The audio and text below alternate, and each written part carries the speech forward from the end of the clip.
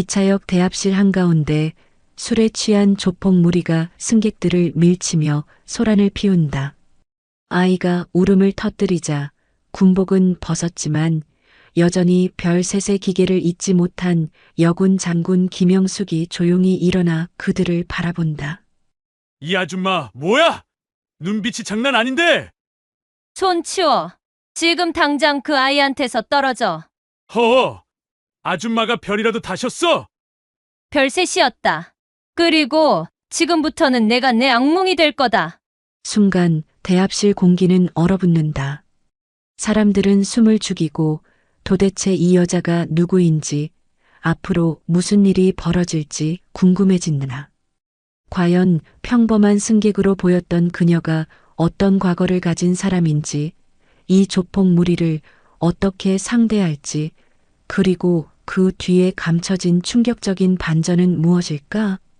이제부터 평범한 기차역이 전쟁터로 변하고 한 사람의 용기와 과거의 그림자가 뒤엉키는 드라마가 펼쳐진다. 그 전에 지금 어디에서 보고 계신가요? 댓글로 함께 나눠주세요. 좋아요랑 알림 설정도 잊지 마시고요. 영상 끝까지 보시면 분명 좋은 행운 가득하실 거예요. 바로 이야기 시작하겠습니다. 서울 용산역 대합실에는 이른 저녁 시간임에도 불구하고 많은 사람들이 북적이고 있었습니다. 퇴근길 직장인들과 고향으로 향하는 승객들, 그리고 여행을 떠나는 이들로 가득 찬 플랫폼에서는 기차 도착을 알리는 안내방송이 끊임없이 울려 퍼지고 있었죠. 그 중에서도 유독 눈에 띄는 한 여성이 있었습니다. 김영숙, 나이 58. 그녀는 평범한 베이지색 코트를 입고 있었지만 걸음걸이와 자세에서는 오랜 군 생활이 만들어낸 특유의 절도가 묻어났습니다. 어깨를 곧게 펴고 앞을 똑바로 응시하며 걷는 모습은 마치 여전히 군복을 입고 있는 것처럼 보일 정도였죠. 영숙은 손목 시계를 확인했습니다. 오후 6시 30분. 기차 출발까지는 아직 1시간이 넘게 남아 있었습니다.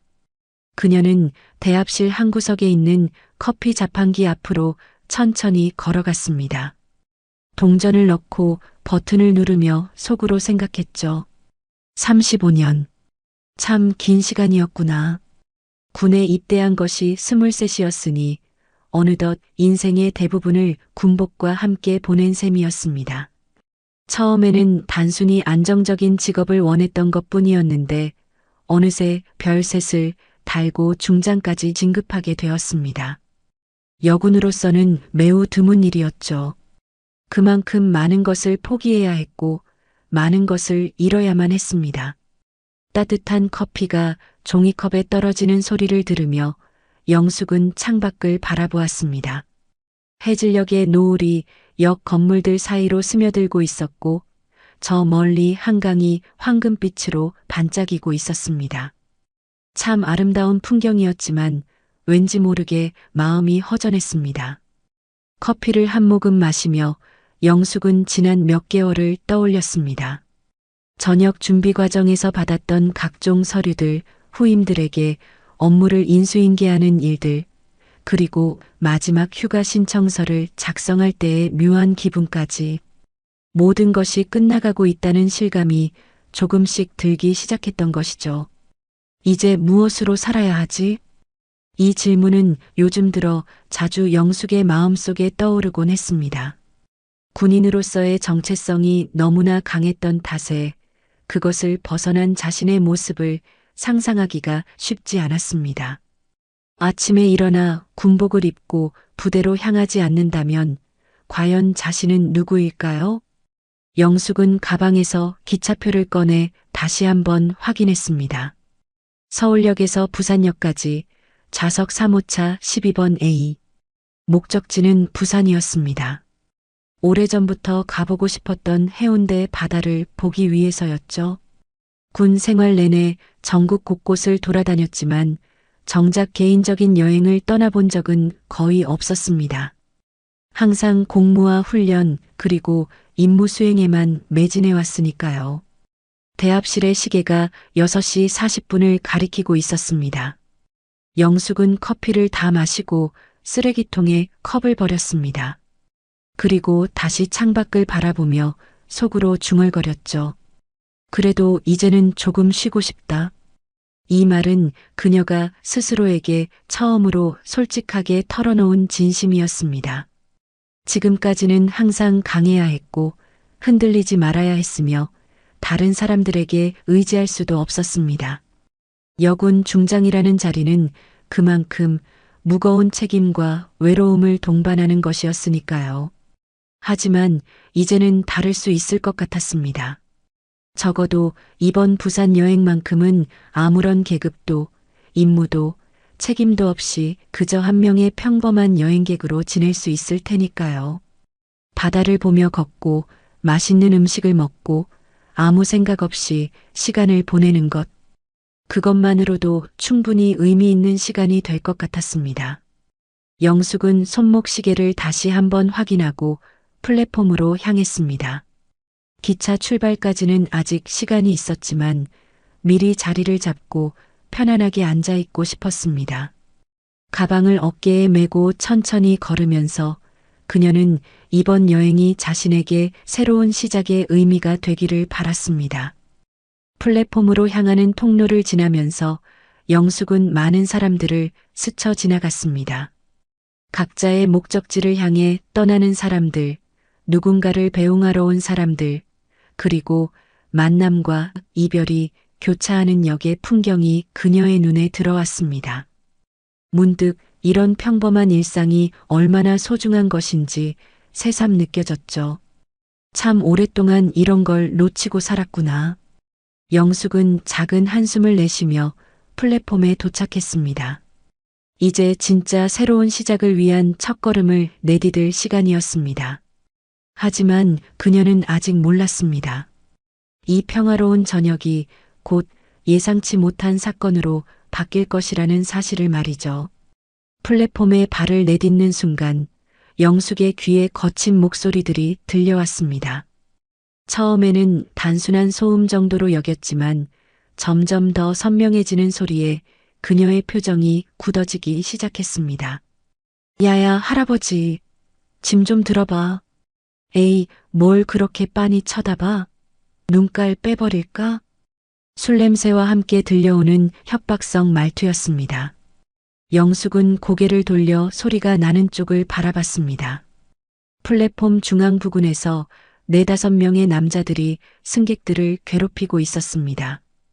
모두 30대 후반에서 40대 초반으로 보이는 나이였고 옷차림새나 행동거지로 봐서는 평범한 시민들이 아니었습니다.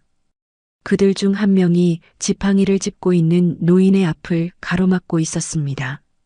70대로 보이는 노인은 무거운 여행 가방을 끌고 있었는데 그 남자가 일부러 발을 내밀어 가방을 걸어 넘어뜨린 것이었습니다. 아이고, 죄송합니다. 제가 조심하지 못해서. 노인이 고개를 숙이며 사과했지만 그들은 오히려 더욱 거칠게 굴었습니다. 죄송하다고? 그걸로 끝이야? 우리 새 신발에 긁혔잖아. 보상해야지, 보상.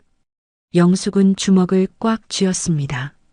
35년간 군 생활을 하면서 이런 부당한 상황을 수없이 목격해왔지만 여전히 분노를 억누르기는 쉽지 않았습니다.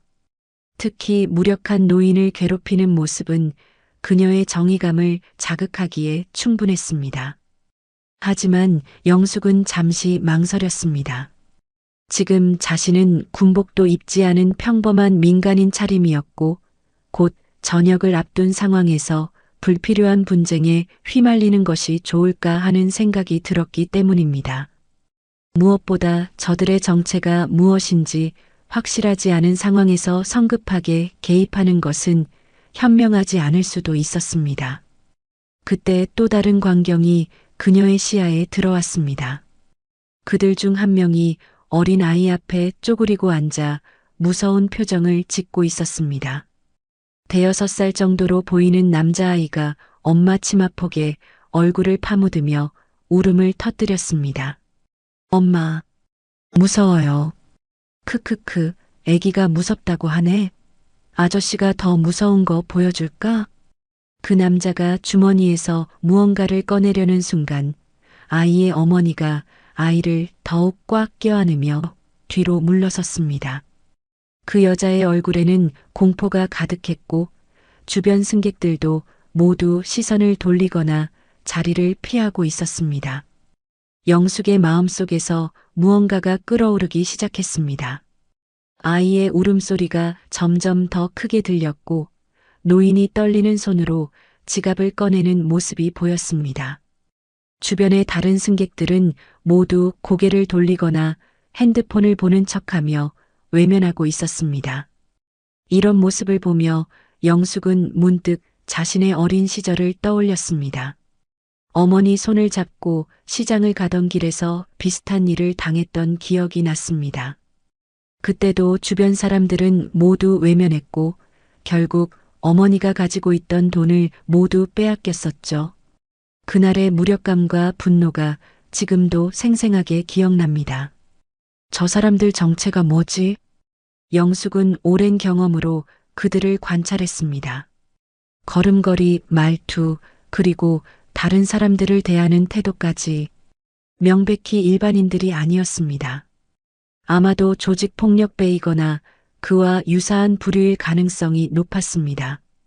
특히 그들이 서로를 부르는 호칭이나 은어 사용법을 보면 확실히 그런 조직에 속해 있는 것 같았습니다. 형님, 저 할아버지 지갑 좀 두툼해 보이는데요. 그래, 그럼 좀 빌려달라고 해봐. 그들의 대화가 점점 더 노골적으로 변해갔습니다. 이제는 단순한 시비가 아니라 명백한 협박과 갈취의 양상을 띠고 있었습니다. 노인은 공포에 질려 벌벌 떨고 있었고 아이와 엄마는 여전히 울고 있었습니다. 바로 그때 그들 중 한 명의 시선이 영숙에게 꽂혔습니다. 키가 크고 머리를 빡빡 밀어 올린 남자였는데 영숙이 자신들을 똑바로 쳐다보고 있다는 것을 눈치챈 것 같았습니다. 다른 승객들과는 확연히 다른 시선이었습니다. 두려워하지도 않고 피하지도 않는 그런 눈빛 말입니다. 야, 저 아줌마 봐봐. 뭘 그렇게 쳐다보고 있어? 다른 사람들은 다 피하는데 혼자 똑바로 보고 서 있네. 점점 더 많은 시선이 영숙에게 집중되기 시작했습니다. 그녀는 여전히 침착한 표정으로 그들을 응시하고 있었습니다. 피하거나 고개를 돌리지 않았습니다. 이것이 그들의 관심을 더욱 끈 것 같았습니다. 영숙은 마음속으로 빠르게 상황을 정리했습니다. 상대는 최소 4명, 자신은 혼자. 민간인 복장이라 신분을 드러낼 수도 없는 상황. 하지만 무고한 시민들이 피해를 당하고 있는 것을 그냥 지켜만 볼 수는 없었습니다. 이 아줌마, 눈 똑바로 뜨네. 뭐 하는 사람이야? 그 말과 함께 그들 중 2명이 영숙 쪽으로 걸어오기 시작했습니다. 다른 승객들은 더욱 멀리 떨어져 갔고 플랫폼의 분위기가 순식간에 긴장감으로 가득 찼습니다. 영무원들도 어디선가 사라져버렸고 경찰의 모습도 보이지 않았습니다. 영숙은 속으로 한숨을 쉬었습니다. 역시 조용히 갈 수는 없구나. 하지만 동시에 이미 각오를 단단히 하고 있었습니다. 저 아이가 울고 있는 한, 그리고 노인이 떨고 있는 한, 자신은 그냥 지나칠 수 없다는 것을 알고 있었으니까요. 35년간의 군 생활이 그녀에게 가르쳐 준 것이 있다면 정의를 위해서는 때로 위험을 감수해야 한다는 것이었습니다. 물론 지금은 군인이 아니었지만 그렇다고 해서 양심까지 벗어버릴 수는 없었습니다. 뭐 하는 사람이야, 아줌마? 가장 먼저 다가온 남자가 건방진 어투로 물었습니다. 술 냄새가 심하게 났고 눈이 충혈되어 있었습니다. 얼굴에는 여러 흉터들이 있었고 손등에는 문신이 새겨져 있었습니다. 영숙은 여전히 침착한 표정으로 그를 바라보며 대답했습니다. 그냥 기차 타러 온 사람입니다. 그냥? 허허, 그냥이라고? 그럼 왜 우리 하는 일에 관심이 그렇게 많아? 그 남자가 비웃으며 영숙의 주변을 빙빙 돌기 시작했습니다. 마치 사냥감을 관찰하는 것처럼 말이죠. 영숙은 여전히 움직이지 않았지만 온몸의 근육이 긴장하기 시작했습니다. 상대의 동작과 위치를 파악하면서 만약의 상황에 대비하고 있었습니다. 저기 할아버지하고 애기 엄마 보고 있었지? 왜? 우리가 뭘 하는지 궁금해? 아니요. 그냥 시끄러워서 본 것뿐입니다. 시끄럽다고? 야야, 이 아줌마가 우리를 시끄럽다고 하네. 뭐라고? 시끄럽다고? 이제 나머지 동료들도 관심을 보이기 시작했습니다. 노인과 아이 엄마를 괴롭히던 것을 잠시 멈추고 영숙 쪽으로 시선을 돌렸습니다. 상황이 점점 더 복잡해지고 있었습니다. 그 순간 갈등의 불씨가 완전히 타오르기 시작했습니다. 주변의 공기가 더욱 팽팽해졌고 멀리서 지켜보던 다른 승객들도 위험을 감지하고 더욱 멀리 떨어져 갔습니다. 이제 플랫폼의 이 구역에는 영숙과 그 남자들만이 남아있는 상황이 되었습니다. 영숙은 마음속으로 생각했습니다. 이제 정말 시작되는구나. 평화로운 여행의 시작이 될 줄 알았던 이 저녁이 예상치 못한 방향으로 흘러가고 있었습니다. 하지만 그녀는 후회하지 않았습니다. 때로는 누군가 나서야 할 때가 있고 오늘이 바로 그런 날인 것 같았으니까요. 이 아줌마 정말 용감하네. 그 말과 함께 두 명의 남자가 영숙에게 더욱 가까이 다가왔습니다. 한 명은 키가 크고 마른 체형이었고 다른 한 명은 상대적으로 작지만 근육질 체격이었습니다. 둘 다 걸음걸이에서 상당한 싸움 경험이 있다는 것을 알 수 있었습니다. 아줌마 나이가 어떻게 되세요? 키 큰 남자가 비꼬는 듯한 어투로 물었습니다. 영숙은 여전히 침착한 표정으로 대답했습니다. 그건 왜 묻습니까? 아, 궁금해서요. 보통 이 나이대 아줌마들은 이런 상황에서 도망가기 바쁘거든요. 그런데 아줌마는 참 특이하네. 그들의 말투와 행동에서 영숙은 확신을 얻었습니다. 분명히 조직 폭력배들이었습니다. 오랜 군 생활을 통해 다양한 유형의 범죄자들을 상대해 본 경험이 있던 그녀는 이들의 패턴을 금세 파악할 수 있었습니다. 에이 놀러 가는 아줌마네. 우리랑 술이나 한잔하자고. 근육질 남자가 갑자기 영숙의 팔을 거칠게 잡으려고 했습니다. 하지만 그 순간 영숙의 몸이 반사적으로 움직였습니다. 35년간 몸에 배인 군사훈련의 결과였습니다. 영숙은 재빠르게 몸을 비틀며 그의 손목을 잡았습니다. 그리고 정확한 각도로 비틀어 올렸습니다. 그 남자는 예상치 못한 고통에 비명을 질렀습니다. 아, 뭐야, 이 아줌마. 손목이 부러질 것 같아. 영숙은 조용한 목소리로 말했습니다. 저는 그냥 조용히 기차나 타려고 했는데 왜 자꾸 괴롭히시는 거죠? 그 남자를 놓아주며 한 걸음 뒤로 물러섰습니다. 주변 승객들이 숨을 죽이며 이 상황을 지켜보고 있었습니다. 누구도 나서서 도움을 주려고 하지 않았지만 그렇다고 완전히 외면하지도 못하는 상황이었습니다. 뭐야, 이 아줌마 뭔데? 보통 사람이 아니네. 나머지 동료들도 이제 완전히 관심을 영숙에게 집중했습니다. 노인과 아이 엄마는 그 틈을 타서 조용히 자리를 피했습니다. 영숙은 그들이 안전한 곳으로 이동하는 것을 확인하고 안도의 숨을 쉬었습니다.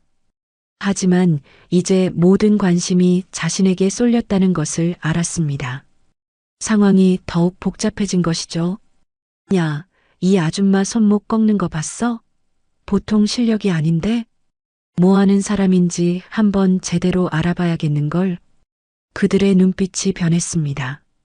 처음에는 단순히 시비를 걸려던 것이었다면 이제는 본격적인 경계와 적대감이 느껴졌습니다. 영숙도 이를 감지하고 더욱 긴장했습니다. 아줌마, 혹시 무슨 도장이라도 다녔어요? 태권도? 합기도? 키 큰 남자가 손목을 주물러가며 물었습니다. 영숙은 대답하지 않았습니다.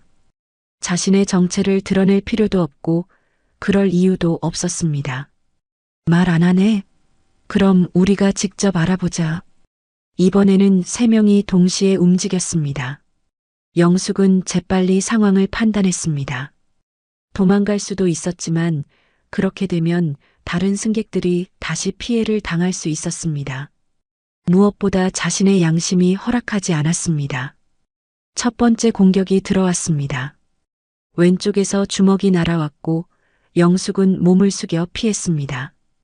동시에 오른쪽에서 발차기가 들어왔는데 이것도 재빠르게 막아냈습니다. 이야, 진짜 할 줄 아네. 이거 재미있는데? 그들의 태도가 완전히 바뀌었습니다. 이제는 단순한 시비가 아니라 진지한 격투 상황이 된 것이죠. 영숙도 마음을 다잡았습니다. 이런 상황에서는 망설임이 오히려 더 위험할 수 있었습니다. 두 번째 공격이 연달아 들어왔습니다. 이번에는 좀 더 조직적이었습니다. 한 명이 정면에서 공격하는 동안 다른 한 명이 측면에서 공격하는 전술이었습니다. 하지만 영숙에게는 낯선 패턴이 아니었습니다.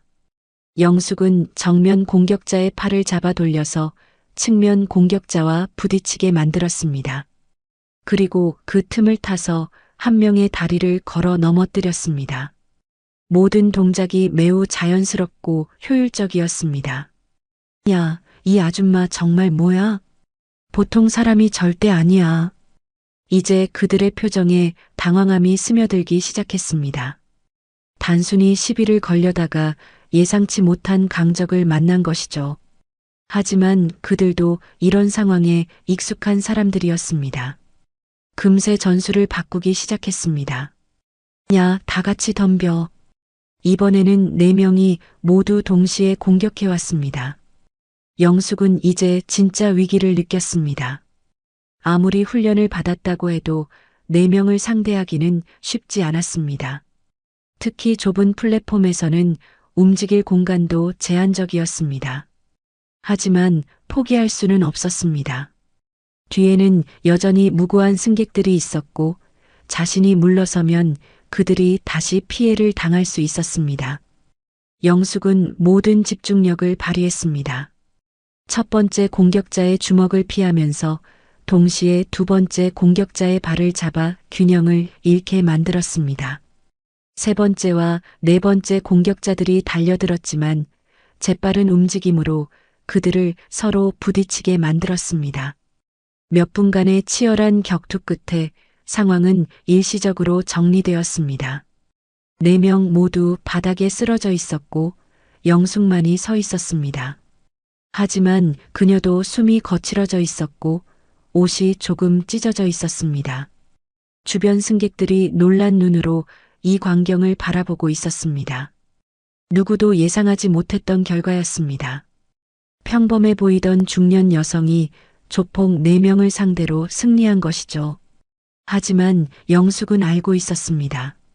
이것으로 끝이 아니라는 것을, 그들이 이 정도로 물러날 사람들이 아니라는 것을 말이죠. 그리고 정말로 그들 중 한 명이 일어나며 휴대폰을 꺼내기 시작했습니다. 형님한테 연락해야겠어. 이 아줌마 보통이 아니야. 영숙의 표정이 굳어졌습니다. 이제 단순한 격투가 아닌 더 큰 문제로 번질 가능성이 보였습니다. 하지만 여전히 후회는 없었습니다. 옳은 일을 했다는 확신이 있었으니까요. 그때 저 멀리서 기차 경적 소리가 들렸습니다. 자신이 탈 예정이던 기차가 들어오고 있었습니다. 하지만 이 상황에서 과연 평화롭게 기차를 탈 수 있을까요? 갈등은 이제 본격적으로 시작된 것 같았습니다. 휴대폰으로 누군가에게 연락을 취하던 남자의 목소리가 점점 더 급해졌습니다. 형님, 큰일 났어요. 여기 용산역에서 이상한 아줌마 하나가. 네, 맞아요. 우리 넷이 다 털렸어요. 영숙은 그 대화 내용을 들으며 상황의 심각성을 깨달았습니다. 단순한 시비에서 시작된 일이 점점 더 큰 문제로 발전하고 있었습니다. 하지만 지금 와서 후회해봐야 소용없었습니다. 이미 벌어진 일이었으니까요. 네, 형님. 금방 오신다고요? 알겠습니다. 전화를 끄는 남자가 동료들을 일으켜 세우며 영숙을 노려보았습니다. 아줌마, 이제 진짜 시작이야. 우리 형님이 오고 계시거든. 영숙은 침착하게 물었습니다. 형님이라는 분이 누구죠? 마동철이라고 들어봤어? 이 동네에서는 꽤 유명한 분이시거든. 마동철. 영숙은 그 이름을 어디선가 들어본 것 같았습니다. 아마도 군 내부 브리핑에서나 경찰 보고서에서 언급되었던 것 같았죠. 조직폭력배 관련 인물 중 한 명이었을 것입니다. 몇 분 후 정말로 한 무리의 사람들이 플랫폼으로 들어왔습니다. 앞서 걸어오는 한 남자가 눈에 띄었습니다. 키는 보통이었지만 어깨가 넓고 근육질 체격이었으며 걸음걸이에서부터 범상치 않은 기운이 느껴졌습니다. 그가 바로 마동철이었습니다. 나이는 50대 초반으로 보였고 얼굴에는 여러 흉터들이 있었습니다. 특히 왼쪽 눈썹 위의 긴 흉터가 인상적이었습니다. 그의 뒤를 따라 대여섯 명의 부하들이 걸어왔습니다. 어디 있어, 그 아줌마가? 마동철의 목소리는 거칠었지만 동시에 차분했습니다. 오랜 경험이 묻어나는 말투였죠. 그의 시선이 영숙에게 고정되었습니다. 아, 저 아줌마구나. 마동철이 천천히 영숙에게 다가왔습니다. 다른 조직원들도 함께 움직였지만 그는 손짓으로 그들을 제지했습니다. 1대1로 대화를 나누고 싶어 하는 것 같았습니다. 안녕하세요, 아주머니. 예상외로 정중한 인사였습니다. 영숙은 조금 당황했지만 침착하게 대답했습니다. 안녕하세요. 제 애들이 실례를 많이 했다고 들었습니다. 죄송합니다. 마동철이 고개를 숙여 인사했습니다. 하지만 영숙은 이것이 진심 어린 사과가 아니라는 것을 직감적으로 알 수 있었습니다. 상대를 파악하려는 시간 벌이일 가능성이 높았죠. 괜찮습니다. 저도 너무 과하게 대응한 것 같네요. 과하게요? 아니에요. 당연한 일이죠. 그런데 마동철의 표정이 서서히 변하기 시작했습니다. 아주머니, 혹시 어떤 일 하세요? 그냥 평범한 사람입니다. 평범한 사람이 제 애들 넷을 혼자서 상대할 수 있을까요? 이제 본격적인 탐색전이 시작되었습니다. 마동철은 영숙의 정체를 파악하려고 했고 영숙은 자신의 신분을 숨기려고 했습니다. 운이 좋았나 봅니다. 운이요? 하하. 마동철이 웃었지만 그 웃음에는 위험한 기운이 섞여 있었습니다. 아주머니, 제가 이 바닥에서 20년 넘게 굴러다녔는데 운으로 그런 일이 가능한지 알거든요. 그가 한 걸음 더 가까이 다가왔습니다. 영숙도 긴장을 늦추지 않았습니다. 특히 그 손목 꺾는 기술 보니까 전문 훈련 받은 거 맞죠? 마동철의 눈빛이 날카로워졌습니다. 그는 분명히 무술이나 격투에 상당한 경험이 있는 사람이었습니다. 영숙의 움직임에서 군사훈련의 흔적을 감지한 것이죠. 혹시 군대 나오셨어요? 직접적인 질문이었습니다. 영숙은 잠시 망설였습니다. 거짓말을 할 수도 있었지만 이미 들킨 상황에서 부인하는 것은 오히려 더 위험할 수 있었습니다. 예전에 잠깐. 아주머니, 그 실력으로 잠깐이라고 하시면 안 되죠. 마동철이 비웃었습니다. 하지만 그 웃음 속에는 묘한 존경심 같은 것도 섞여 있었습니다. 혹시 계급이 어떻게 되셨나요? 영숙은 대답하지 않았습니다. 하지만 침묵 자체가 답이 되었습니다. 상당히 높으셨겠네요. 그 자세, 그 눈빛. 보통 사람 것이 아니거든요. 마동철은 자신도 군 경험이 있다는 것을 암시했습니다. 그래서 영숙의 정체를 이렇게 빠르게 파악할 수 있었던 것이죠. 그런데 말이에요, 아주머니. 마동철의 목소리가 차갑게 변했습니다. 별셋이 여기서 뭐 하는 거예요? 영숙의 눈이 순간적으로 커졌습니다. 어떻게 자신의 계급을 알았을까요? 하지만 곧 이해했습니다. 오랜 경험을 가진 사람은 상대의 분위기와 행동 패턴만으로도 대략적인 지위를 파악할 수 있었습니다. 놀라셨죠? 제가 어떻게 알았는지. 마동철이 씩 웃었습니다. 저도 군대 나왔거든요. 물론 좋게 나온 건 아니지만. 그의 말에는 깊은 원한과 아픔이 섞여 있었습니다. 영숙은 그것을 감지했습니다. 탈영병이었어요. 1998년에 IMF 시절이었습니다. 그 혼란한 시기에 많은 사람들이 절망했고 일부는 극단적인 선택을 했습니다. 마동철도 그중 한 명이었던 것 같았습니다. 그때 저희 가족이 다 망했거든요.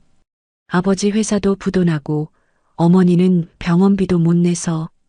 그래서 휴가 나와서 돈 구하러 다니다가 결국. 마동철의 목소리에 감정이 섞이기 시작했습니다. 군대에서는 저를 찾으러 다녔고 결국 붙잡혔죠. 하지만 이미 늦었어요. 어머니는 돌아가시고. 영숙은 그의 이야기를 듣며 복잡한 감정을 느꼈습니다. 동정심과 함께 경계심도 있었습니다. 불우한 과거가 있다고 해서 현재의 범죄 행위가 정당화되는 것은 아니었으니까요. 그래서 저는 군대를, 국가를 믿지 않아요. 결국 개인이 알아서 살아남아야 하는 거죠. 마동철의 눈빛이 다시 차갑게 변했습니다.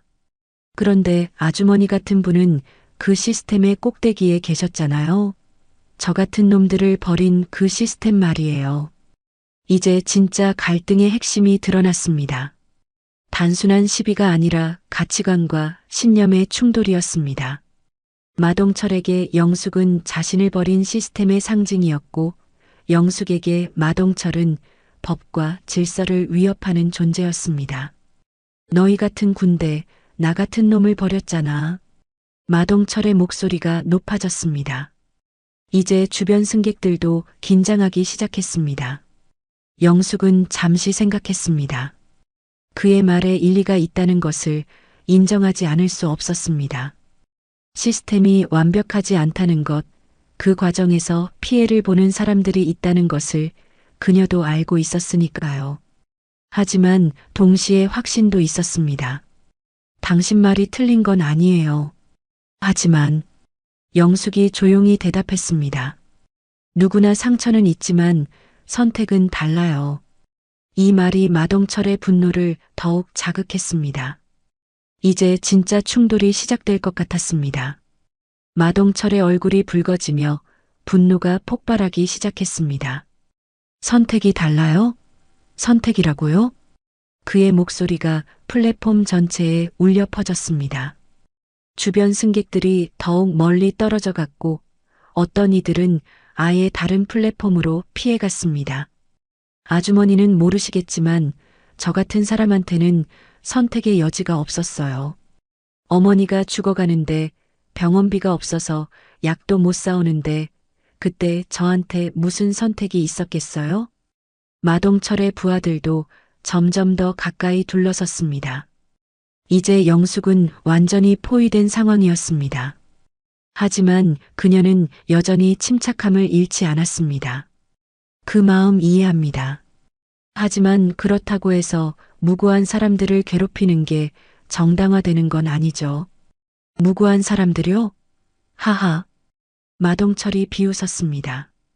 그 무고한 사람들은 저희 어머니가 죽어갈 때 어디 있었어요? 아무도 도와주지 않았어요. 모두 자기 일만 바빴죠. 그의 말에는 깊은 상처와 원망이 담겨 있었습니다. 영숙은 그것을 이해할 수 있었지만 동시에 받아들일 수는 없었습니다. 그래도 결국 힘으로만 살아온 거 아니에요. 아주머니도. 마동철의 이 말이 영숙의 마음을 깊게 찔렀습니다. 사실 그녀도 오랫동안 같은 생각을 해왔던 것이죠. 자신이 군인으로서 해온 모든 일들이 결국 힘과 권력에 의존한 것은 아니었을까 하는 의문 말입니다. 계급으로, 권력으로, 명령으로. 그것도 결국 힘이죠. 저하고 뭐가 다른가요? 영숙은 잠시 말문이 막혔습니다. 그의 말이 완전히 틀린 것만은 아니었기 때문입니다. 군 생활 동안 그녀도 많은 명령을 내렸고 그 과정에서 상처받은 사람들이 있었을 것입니다. 답 안 하시네요? 인정하시는 거군요. 마동철이 한 걸음 더 가까이 다가왔습니다. 이제 둘 사이의 거리는 불과 몇 미터밖에 되지 않았습니다. 좋아요. 그럼 이제 진짜로 누가 더 강한지 해보죠. 별셋의 실력이 제 주먹보다 센지. 마동철이 주먹을 쥐며 자세를 잡았습니다. 그의 부하들도 언제든지 달려들 준비를 했습니다. 영숙은 완전히 절체절명의 위기에 처했습니다. 하지만 그 순간 영숙의 마음속에 오래전 기억이 떠올랐습니다. 남편과의 마지막 대화였습니다. 암 투병 중이던 남편이 병실에서 그녀에게 했던 말이었죠. 당신은 전장에서만 강한 게 아니야, 영숙아. 사람들을 지켜낼 때 더 빛나. 그때는 그 말의 의미를 완전히 이해하지 못했었습니다. 하지만 지금 이 순간에 그 의미가 명확하게 다가왔습니다. 마동철이 첫 번째 공격을 시작했습니다. 하지만 그의 주먹은 예상보다 훨씬 빠르고 정확했습니다. 영숙이 겨우 피했지만 바로 이어서 두 번째 공격이 들어왔습니다. 이야, 역시 별셋답네요. 마동철이 감탄하면서도 공격의 손을 늦추지 않았습니다. 영숙도 반격했지만 상대는 생각보다 만만하지 않았습니다. 실제 격투 경험이 풍부한 사람이었습니다. 몇 번의 공방이 오간 후 마동철의 부하들이 개입하기 시작했습니다. 이제는 다대일 상황이 되었습니다. 영숙은 점점 밀리기 시작했습니다. 아무리 별셋이라도 이 숫자를 상대하기는 힘들겠는걸? 마동철이 비웃으며 말했습니다. 실제로 영숙은 서서히 지치기 시작했습니다. 나이도 있고 상대는 여럿이었으니까요. 한 명의 공격을 막다가 다른 한 명의 발차기에 당했습니다. 영숙이 비틀거리며 뒤로 물러났습니다. 무릎에 상처가 났고 코끝에서 피가 흘러내렸습니다. 이제 좀 현실을 인정하시죠? 마동철이 천천히 다가왔습니다. 결국 힘이 정의예요. 당신도 저도 모두 마찬가지예요. 영숙이 바닥에 한 무릎을 꿇었습니다. 상황이 절망적으로 보였습니다. 주변 승객들은 모두 겁에 질려 외면하고 있었고 도움을 주려는 사람은 아무도 없었습니다. 역시 사람들은 끝까지 혼자구나. 영숙이 속으로 중얼거렸습니다. 군 생활 내내 느꼈던 고독감이 다시 몰려왔습니다. 가족도 친구도 잃고 오직 임무와 책임만으로 살아온 자신의 인생이 허무하게 느껴졌습니다. 마동철이 마지막 공격을 위해 주먹을 들어 올렸습니다. 미안하지만 이걸로 끝이에요. 바로 그 순간이었습니다. 아주머니, 떨리는 목소리가 들렸습니다. 영숙이 고개를 돌려보니 아까 아이를 데리고 피했던 그 어머니가 다시 돌아와 있었습니다. 아이도 함께였습니다. 아주머니, 저희도 도울게요. 그 여자가 용기를 내어 말했습니다. 목소리는 떨렸지만 눈빛은 단호했습니다. 저희도 도와드릴게요. 아까의 노인도 지팡이를 짚고 다가왔습니다. 다른 승객들도 하나둘씩 모여들기 시작했습니다. 이런 일은 잘못된 거예요. 우리가 가만히 있으면 안 되죠. 영숙의 눈에 눈물이 맺혔습니다. 자신이 혼자가 아니라는 것을 깨달았습니다. 사람들이 겁은 내도 정의감까지 잃지는 않았다는 것을 확인했습니다. 나 혼자 싸우는 게 아니야. 영숙이 다시 일어났습니다. 이번에는 확신에 찬 목소리였습니다. 여러분, 뒤로 물러나세요. 위험합니다. 하지만 승객들은 물러나지 않았습니다. 오히려 더 가까이 다가와서 영숙을 보호하려고 했습니다. 마동철과 그의 부하들도 당황했습니다. 예상치 못한 상황이었기 때문입니다. 뭐야, 이거? 사람들이 왜 저래? 하지만 마동철은 금세 정신을 차렸습니다. 좋아, 그럼 다 같이 당해봐. 최후의 대결이 시작되려는 순간이었습니다. 하지만 이제 영숙은 혼자가 아니었습니다. 비록 전문적인 전투 능력은 없지만 마음만은 하나가 된 사람들과 함께였습니다. 승객들의 지지를 받으며 영숙은 새로운 힘을 얻었습니다. 하지만 동시에 더 큰 책임감도 느꼈습니다. 이제는 자신만의 문제가 아니라 이 모든 사람들의 안전이 걸린 일이었으니까요. 여러분, 정말 고맙습니다. 하지만 너무 위험해요. 영숙이 뒤에 서 있는 승객들을 향해 말했습니다. 하지만 그들은 물러서지 않았습니다. 아주머니 혼자 두고 갈 수는 없어요. 아이를 데리고 온 그 어머니가 단호하게 말했습니다. 저 사람들이 우리를 괴롭힐 때 아주머니가 나서주셨잖아요. 이제 우리 차례예요. 노인도 지팡이를 꽉 쥐며 고개를 끄덕였습니다. 젊은 시절 군대에서 배운 게 있어요. 동료를 버리고 도망가는 건 비겁한 짓이죠. 다른 승객들도 하나둘씩 용기를 내기 시작했습니다.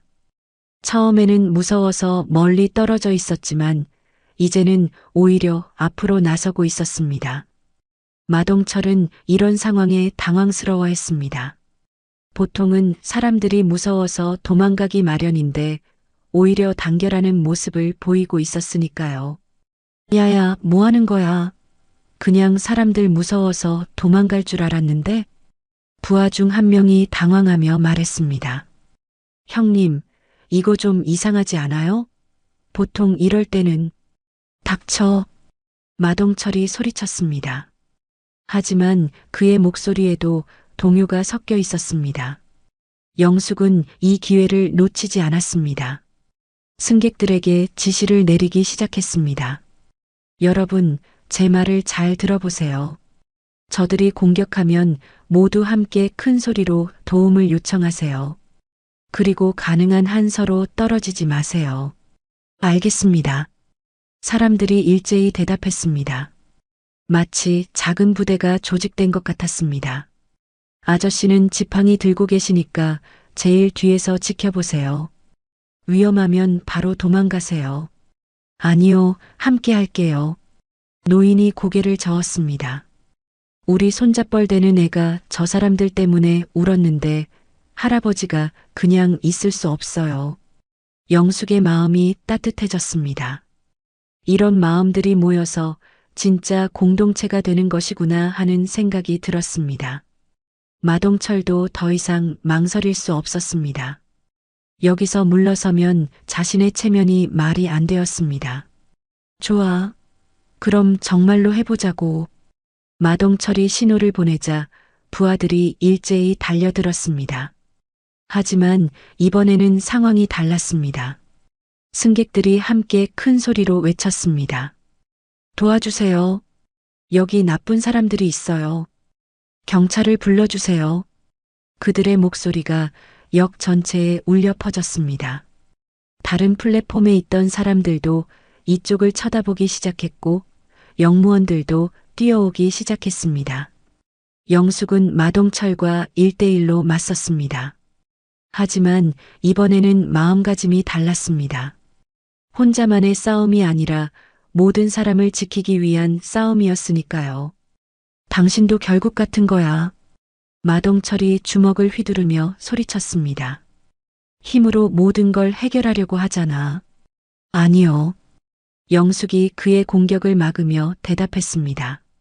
저는 지금 힘으로 싸우는 게 아니에요. 마음으로 싸우고 있어요. 무슨 소리야? 이 사람들이 저를 믿어주고 함께 해주는 것, 그것이 진짜 힘이에요. 영숙의 움직임이 달라지기 시작했습니다. 전에는 단순히 격투 기술에 의존했다면 이제는 더 큰 의미를 가진 싸움이 되었습니다. 승객들도 각자의 방법으로 도움을 주었습니다. 어떤 사람은 큰 소리로 계속 도움을 요청했고 어떤 사람은 마동철의 부하들이 영숙을 공격하지 못하도록 방해했습니다. 아저씨들, 이러시면 안 되죠. 정말 경찰 올 거예요. 저기 카메라도 다 찍고 있어요. 정말로 누군가가 핸드폰으로 이 상황을 촬영하고 있었습니다. 마동철의 부하들이 점점 불안해하기 시작했습니다. 형님, 이거 너무 커지는 것 같은데. 형님, 경찰 오면 어떡해요? 마동철도 상황이 자신에게 불리하게 돌아간다는 것을 느꼈습니다. 하지만 여기서 물러설 수는 없었습니다. 끝까지 해보자고. 마동철이 더욱 격렬하게 공격했습니다. 하지만 영숙은 이제 완전히 다른 사람이 되어 있었습니다. 남편의 말이 계속 머릿속에 맴돌았습니다. 사람들을 지켜낼 때 더 빛나. 그때 갑자기 기차 경적 소리가 크게 울렸습니다. 영숙이 탈 예정이던 부산행 기차가 플랫폼에 들어오고 있었습니다. 하지만 이 상황에서는 기차는 중요하지 않았습니다. 아주머니, 조심하세요. 아이 엄마가 소리쳤습니다. 마동철이 기차 소리에 잠깐 정신이 팔린 틈을 타서 영숙이 반격했습니다. 깔끔한 한 방으로 마동철이 비틀거렸습니다. 하지만 그는 금세 균형을 회복했습니다. 이거 생각보다 만만하지 않네. 마동철이 처음으로 약간의 존경심을 드러냈습니다. 바로 그때였습니다. 저 멀리서 경찰 사이렌 소리가 들려오기 시작했습니다. 승객들의 신고가 먹혔던 것입니다. 형님, 경찰이다. 도망가야 해. 부하들이 당황하기 시작했습니다. 하지만 마동철은 여전히 영숙을 노려보고 있었습니다. 이번은 여기서 끝내주지만 다음에는 어떨지 모르겠네요. 괜찮아요. 언제든지 기다리고 있겠습니다. 영숙이 당당하게 대답했습니다. 이제는 두렵지 않았습니다. 혼자가 아니라는 것을 알았으니까요. 승객들이 박수를 치기 시작했습니다. 그리고 그 박수 소리는 점점 더 커져서 플랫폼 전체에 울려 퍼졌습니다. 영숙은 처음으로 진심으로 미소를 지었습니다. 경찰 사이렌 소리가 점점 가까워지고 있었지만 마동철은 쉽게 물러서지 않았습니다. 그의 눈에는 여전히 영숙을 향한 적대감이 불타고 있었습니다. 형님, 정말 가야 해요. 부하들이 다급하게 재촉했지만 마동철은 자리에서 움직이지 않았습니다.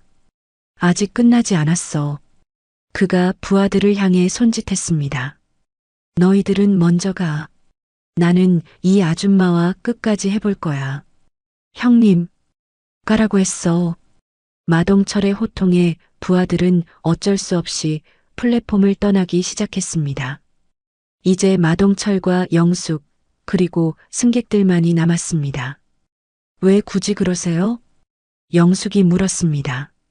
경찰이 오면 당신만 손해예요. 손해라고요? 마동철이 비웃었습니다. 저한테는 이미 잃을 게 없어요. 하지만 당신은 다르죠. 별셋이라는 명예, 깨끗한 저녁, 그런 것들 소중하시겠죠? 영숙은 잠시 생각했습니다. 사실 마동철의 말이 틀린 것은 아니었습니다. 만약 이 일이 공식적으로 알려지면 저녁을 앞둔 시점에서 여러 문제가 생길 수 있었습니다. 하지만 동시에 확신도 있었습니다. 그런 건 중요하지 않아요. 뭐라고요? 제가 지금까지 무엇을 위해 살아왔는지 이제야 알 것 같아요. 영숙이 주변 승객들을 바라보며 말했습니다. 명예나 계급이나 그런 게 아니라 이런 순간을 위해서였던 것 같아요. 마동철의 표정이 복잡해졌습니다. 뭔가 예상과 다른 대답이었기 때문입니다. 내 별은 계급이 아니라 책임이야. 영숙이 조용하지만 확고한 목소리로 말했습니다. 당신도 군대에 있었으니까 알 거예요. 진짜 군인은 명령에 복종하는 사람이 아니라 지켜야 할 것을 지키는 사람이에요. 지켜야 할 거? 네. 이 사람들, 저 아이, 저 할아버지. 그리고 당신도 마찬가지예요. 마동철이 순간 멈췄습니다. 나도? 당신도 누군가의 아들이었고 어머니를 사랑했던 사람이잖아요. 그 마음까지는 나쁘지 않았어요. 영숙의 말에 마동철의 눈빛이 흔들렸습니다. 오랫동안 누구도 자신을 그런 식으로 이해해 주려 하지 않았기 때문입니다. 하지만 그렇다고 해서 이런 식으로 사는 게 옳은 건 아니죠. 그럼 어떻게 살라고요? 제가 탈영병이라는 거 아시잖아요. 아무도 저를 받아주지 않아요. 마동철의 목소리에 처음으로 약함이 섞였습니다. 1998년부터 지금까지 27년 동안 저는 이렇게밖에 살 수 없었어요. 영숙은 그의 아픔을 이해할 수 있었습니다. 하지만 동시에 알고 있었습니다. 아픔이 다른 사람에게 아픔을 주는 이유가 될 수는 없다는 것을 말이죠. 늦지 않았어요. 뭐가요? 다시 시작하는 게요. 당신이 정말 어머니를 사랑했다면 어머니가 당신이 이런 식으로 사는 걸 원하실까요? 마동철이 주먹을 꽉 쥐었습니다. 분노인지 슬픔인지 알 수 없는 감정이 그의 얼굴을 스쳐갔습니다. 내 별셋이 내 주먹보다 세다고 생각해? 마동철이 마지막으로 물었습니다. 하지만 이제는 전과 다른 의미였습니다. 단순한 도발이 아니라 진짜 궁금해하는 것 같았습니다. 아니요. 영숙이 고개를 저었습니다. 제 별이 당신 주먹보다 센 게 아니에요. 하지만 그녀가 주변을 둘러보았습니다.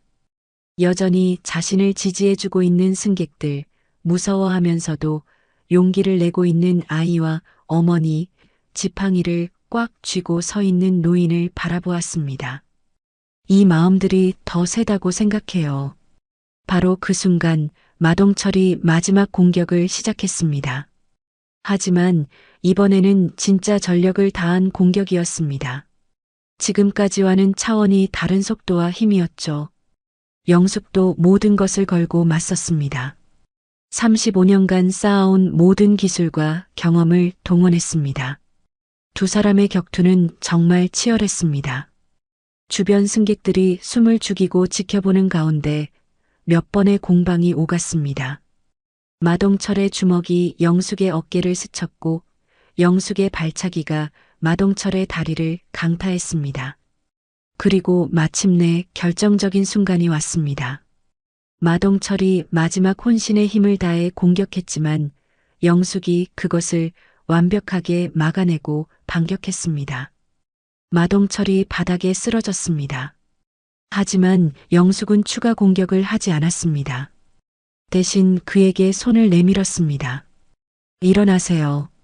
마동철이 놀란 표정으로 그녀를 바라보았습니다. 왜 그래요? 당신도 사람이니까요. 넘어졌으면 일어나야죠. 마동철은 한참 동안 그 손을 바라보았습니다. 지금까지 아무도 자신에게 그런 손길을 내밀어주지 않았기 때문입니다. 결국 그는 영숙의 손을 잡고 일어났습니다. 당신, 정말 이상한 사람이네요. 그런가요? 바로 그때 경찰들이 플랫폼으로 뛰어들어왔습니다. 신고받고 왔습니다. 무슨 일입니까? 영숙과 마동철이 서로를 바라보았습니다. 이제 정말로 모든 것이 끝나는 순간이었습니다. 마동철이 먼저 입을 열었습니다. 저를 체포해 주세요. 경찰들이 당황했습니다. 네, 제가 이 사람들을 괴롭혔어요. 그리고 그동안 나쁜 짓 많이 했고요. 영숙이 놀란 표정으로 그를 바라보았습니다. 전혀 예상하지 못한 일이었습니다. 정말 늦지 않았을까요? 마동철이 영숙에게 마지막으로 물었습니다. 그의 목소리에는 간절함이 섞여 있었습니다. 영숙이 고개를 끄덕였습니다. 늦지 않았어요. 절대로. 마동철이 작게 미소를 지었습니다. 아마도 오랜만에 짓는 진짜 미소였을 것입니다. 경찰들이 그를 데려가는 동안 승객들이 다시 박수를 쳤습니다. 하지만 이번에는 승리의 박수가 아니라 감동의 박수였습니다. 마동철이 경찰에게 연행되어 가는 모습을 지켜보며 영숙은 복잡한 감정에 휩싸였습니다. 승리했다는 기쁨보다는 안도감과 함께 묘한 공허함이 느껴졌습니다. 하지만 동시에 무언가 중요한 것을 깨달았다는 확신도 있었습니다. 아주머니, 뒤에서 아이의 목소리가 들렸습니다. 아까 무서워서 울고 있던 그 아이가 어머니 손을 잡고 다가오고 있었습니다. 아이의 얼굴에는 더 이상 두려움이 없었고 대신 호기심 어린 눈빛이 빛나고 있었습니다. 아주머니, 정말 고마워요. 아이 어머니가 깊게 고개를 숙이며 인사했습니다. 저희를 도와주셔서 정말 어떻게 감사 인사를 드려야 할지 모르겠어요. 영숙은 아이의 머리를 쓰다듬으며 부드럽게 미소 지었습니다. 괜찮아요. 당연한 일이었어요. 아주머니는 정말 멋져요. 아이가 눈을 반짝이며 말했습니다. 나중에 커서 아주머니처럼 용감한 사람이 될래요. 그 말을 들으며 영숙의 마음이 따뜻해졌습니다. 이런 순간을 위해서 지금까지 살아왔구나 하는 생각이 들었습니다. 지팡이를 짚고 있던 노인도 천천히 다가왔습니다. 아주머니 덕분에 우리 모두 무사할 수 있었습니다. 노인의 목소리에는 진심 어린 감사가 담겨 있었습니다. 저도 젊은 시절 군대에 있어 봤지만 아주머니 같은 분은 처음 봅니다. 진정한 군인이시네요. 영숙은 고개를 저었습니다. 저는 이제 군인이 아니에요. 그냥 사람일 뿐이죠. 아니에요. 노인이 고개를 저었습니다. 진정한 군인은 군복을 벗어도 군인이에요. 아주머니처럼 말이죠. 다른 승객들도 하나둘씩 다가와서 감사 인사를 건넸습니다. 처음에는 무서워서 멀리 떨어져 있었던 사람들이었지만 이제는 모두 친근한 얼굴들이 되어 있었습니다. 아주머니, 혹시 어디 가시는 길이에요? 아이 어머니가 물었습니다. 부산이요. 우리도 부산 가는 길이에요. 함께 가요. 아이가 손뼉을 치며 기뻐했습니다. 영숙은 잠시 망설였습니다. 혼자만의 여행을 계획했었는데 이렇게 많은 사람들과 함께하게 될 줄은 몰랐기 때문입니다. 하지만 나쁘지 않은 변화인 것 같았습니다. 그러면 함께 가볼까요? 승객들이 모두 기뻐했습니다. 플랫폼에 서 있던 부산행 기차가 출발을 기다리고 있었습니다. 기차에 오르면서 영숙은 창밖을 바라보았습니다. 용산역 플랫폼이 점점 멀어지고 있었습니다. 몇 시간 전만 해도 그저 평범한 여행의 출발점일 뿐이었던 그곳이 이제는 완전히 다른 의미의 장소가 되어 있었습니다. 이제부터는 싸움이 아니라 치유의 길로 가야지. 영숙이 속으로 다짐했습니다. 35년간 군인으로 살면서 많은 것을 지켜왔지만 동시에 많은 것을 잃기도 했습니다. 이제는 잃은 것들을 되찾을 시간이었습니다. 기차 안에서 아이가 영숙 옆자리에 앉았습니다. 아주머니, 이야기해줘요. 무슨 이야기를 해줄까? 용감한 이야기요. 아주머니처럼 용감한 사람들 이야기. 영숙은 잠시 생각했습니다. 용감한 이야기라. 사실 진짜 용기는 오늘 보여준 승객들에게서 나온 것이었습니다. 무서움을 이기고 서로를 도우려 했던 그 마음들 말이죠. 옛날 옛적에 영숙이 이야기를 시작했습니다. 작은 마을에 살던 사람들이 있었어요. 모두 평범한 사람들이었지만 어려운 일이 생겼을 때 서로를 돕는 마음만큼은 누구보다 컸답니다. 아이가 눈을 반짝이며 들었습니다. 다른 승객들도 자연스럽게 귀를 기울이기 시작했습니다. 기차가 서울을 벗어나 경기도 외곽으로 달려가고 있었습니다. 창밖으로 보이는 풍경이 점점 더 평화로워지고 있었습니다.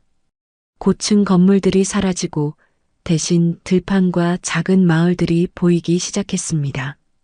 노인이 영숙에게 말했습니다. 아주머니, 오늘 일이 있고 나니까 세상이 다르게 보이네요. 어떻게요? 사람들이 생각보다 나쁘지 않다는 걸 알게 됐어요. 처음에는 모두 무서워서 도망갔지만 결국에는 함께 서준 것 보니까 영숙도 고개를 끄덕였습니다. 저도 같은 생각이에요. 사람들 마음속에는 분명히 선한 것들이 있어요. 다만 평소에는 잘 드러나지 않을 뿐이죠. 그런데 아주머니가 그걸 끌어내 주셨어요. 아이 어머니가 말했습니다. 아주머니가 먼저 용기를 보여주시지 않았다면 저희도 나서지 못했을 거예요. 영숙은 창밖을 바라보며 생각했습니다. 남편이 했던 말이 이제야 완전히 이해되는 것 같았습니다.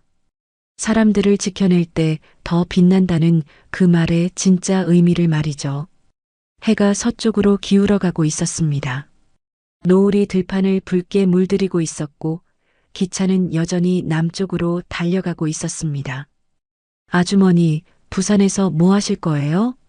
아이가 물었습니다. 바다를 보려고요. 오랫동안 못 봤거든요. 우리도 바다 보러 가요. 같이 봐요. 아이가 손뼉을 치며 기뻐했습니다. 영숙은 미소 지었습니다. 혼자만의 여행이 아니라 이렇게 많은 사람들과 함께하는 여행이 되었지만 전혀 나쁘지 않았습니다. 오히려 더 의미 있는 것 같았습니다. 기차가 한 작은 역을 지나갔습니다. 플랫폼에서 누군가 손을 흔들고 있었습니다. 영숙도 창가에서 손을 흔들어 답했습니다. 앞으로는 사람들과 함께하는 삶을 살아보자. 영숙이 마음속으로 다짐했습니다. 군인으로서의 삶은 끝났지만 사람으로서의 새로운 삶이 시작되는 것이었습니다. 기차 안은 따뜻한 대화 소리로 가득했습니다. 아이의 웃음소리, 어머니들의 수다, 노인의 옛날 이야기까지 몇 시간 전만 해도 서로 모르는 사이였던 사람들이 이제는 하나의 가족 같은 분위기가 되어 있었습니다. 창밖으로 저녁 햇살이 비쳐 들어왔습니다. 따뜻하고 부드러운 빛이었습니다. 영숙은 그 빛을 받으며 진심으로 행복함을 느꼈습니다. 오랜만에 느끼는 진짜 평안함이었습니다. 싸우지 않아도 되고 명령하지 않아도 되고 책임지지 않아도 되는 그런 편안한 말이죠. 하지만 동시에 새로운 책임감도 느꼈습니다. 이제는 군인으로서가 아니라 한 사람으로서 이런 소중한 순간들을 지켜나가야 한다는 책임감이었습니다. 부산까지는 아직 몇 시간이 더 남아 있었습니다. 하지만 전혀 지루하지 않았습니다. 함께할 사람들이 있었고 나눌 이야기들이 있었고 무엇보다 새로운 시작에 대한 기대감이 있었으니까요. 기차는 계속 달려갔습니다. 새로운 삶을 향해, 새로운 희망을 향해서 말이죠. 검은 코트를 입은 조폭들이 장터 한복판에서 길을 막습니다. 아줌마, 여기선 통행세 내야 지나가! 숨죽인 군중 속에서 누군가 속삭입니다. 저 문 현역 쓰리스타 장군이래? 강선주의 눈빛이 차갑게 바뀝니다. 나는 대한민국 육군 중장 강선주다. 내가 막은 건 내 길이 아니라 국민의 길이다.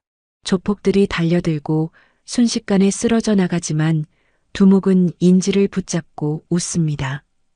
움직이면 이 아줌마가 죽는다! 어쩔 거야? 짧은 정적 후 강선주의 단호한 목소리가 울려 퍼집니다. 나는 국민을 두고 물러서지 않는다. 그 전에 지금 어디에서 보고 계신가요? 댓글로 함께 나눠주세요. 좋아요랑 알림 설정도 잊지 마시고요. 영상 끝까지 보시면 분명 좋은 행운 가득하실 거예요. 바로 이야기 시작하겠습니다. 강선주 중장이 부대를 떠난 지 이틀이 지났습니다. 짧은 휴가였지만 그녀에게는 꽤나 소중한 시간이었죠. 군복을 벗고 민간인 옷을 입은 모습이 어색하면서도 편안해 보였습니다. 검은색 블라우스에 회색 치마 그리고 낮은 굽의 구두를 신은 모습은 여느 중년 여성과 다르지 않았습니다. 하지만 걸음걸이만큼은 여전했습니다. 등을 곧게 펴고 시선을 정면으로 향한 채 걷는 모습에서 30년 군 생활의 흔적이 고스란히 드러났죠. 사람들은 지나가며 한 번씩 뒤돌아보곤 했습니다. 뭔가 범상치 않은 기품이 느껴졌기 때문입니다. 부대로 돌아가는 길에 강선주는 고향 마을을 거쳐 가기로 했습니다. 공용 차량을 이용하면 훨씬 빠르고 편했겠지만 가끔은 이렇게 사람들과 어우러져 걷는 것도 나쁘지 않다고 생각했습니다. 군인이라는 직업의 특성상 늘 격리된 공간에서 생활했기에 이런 일상의 소중함을 더욱 깊이 느꼈죠. 마을 어귀에 들어서자 익숙한 냄새가 코끝을 스쳤습니다. 장터에서 풍겨오는 각종 음식 냄새와 사람들의 활기찬 목소리가 뒤섞여 있었습니다.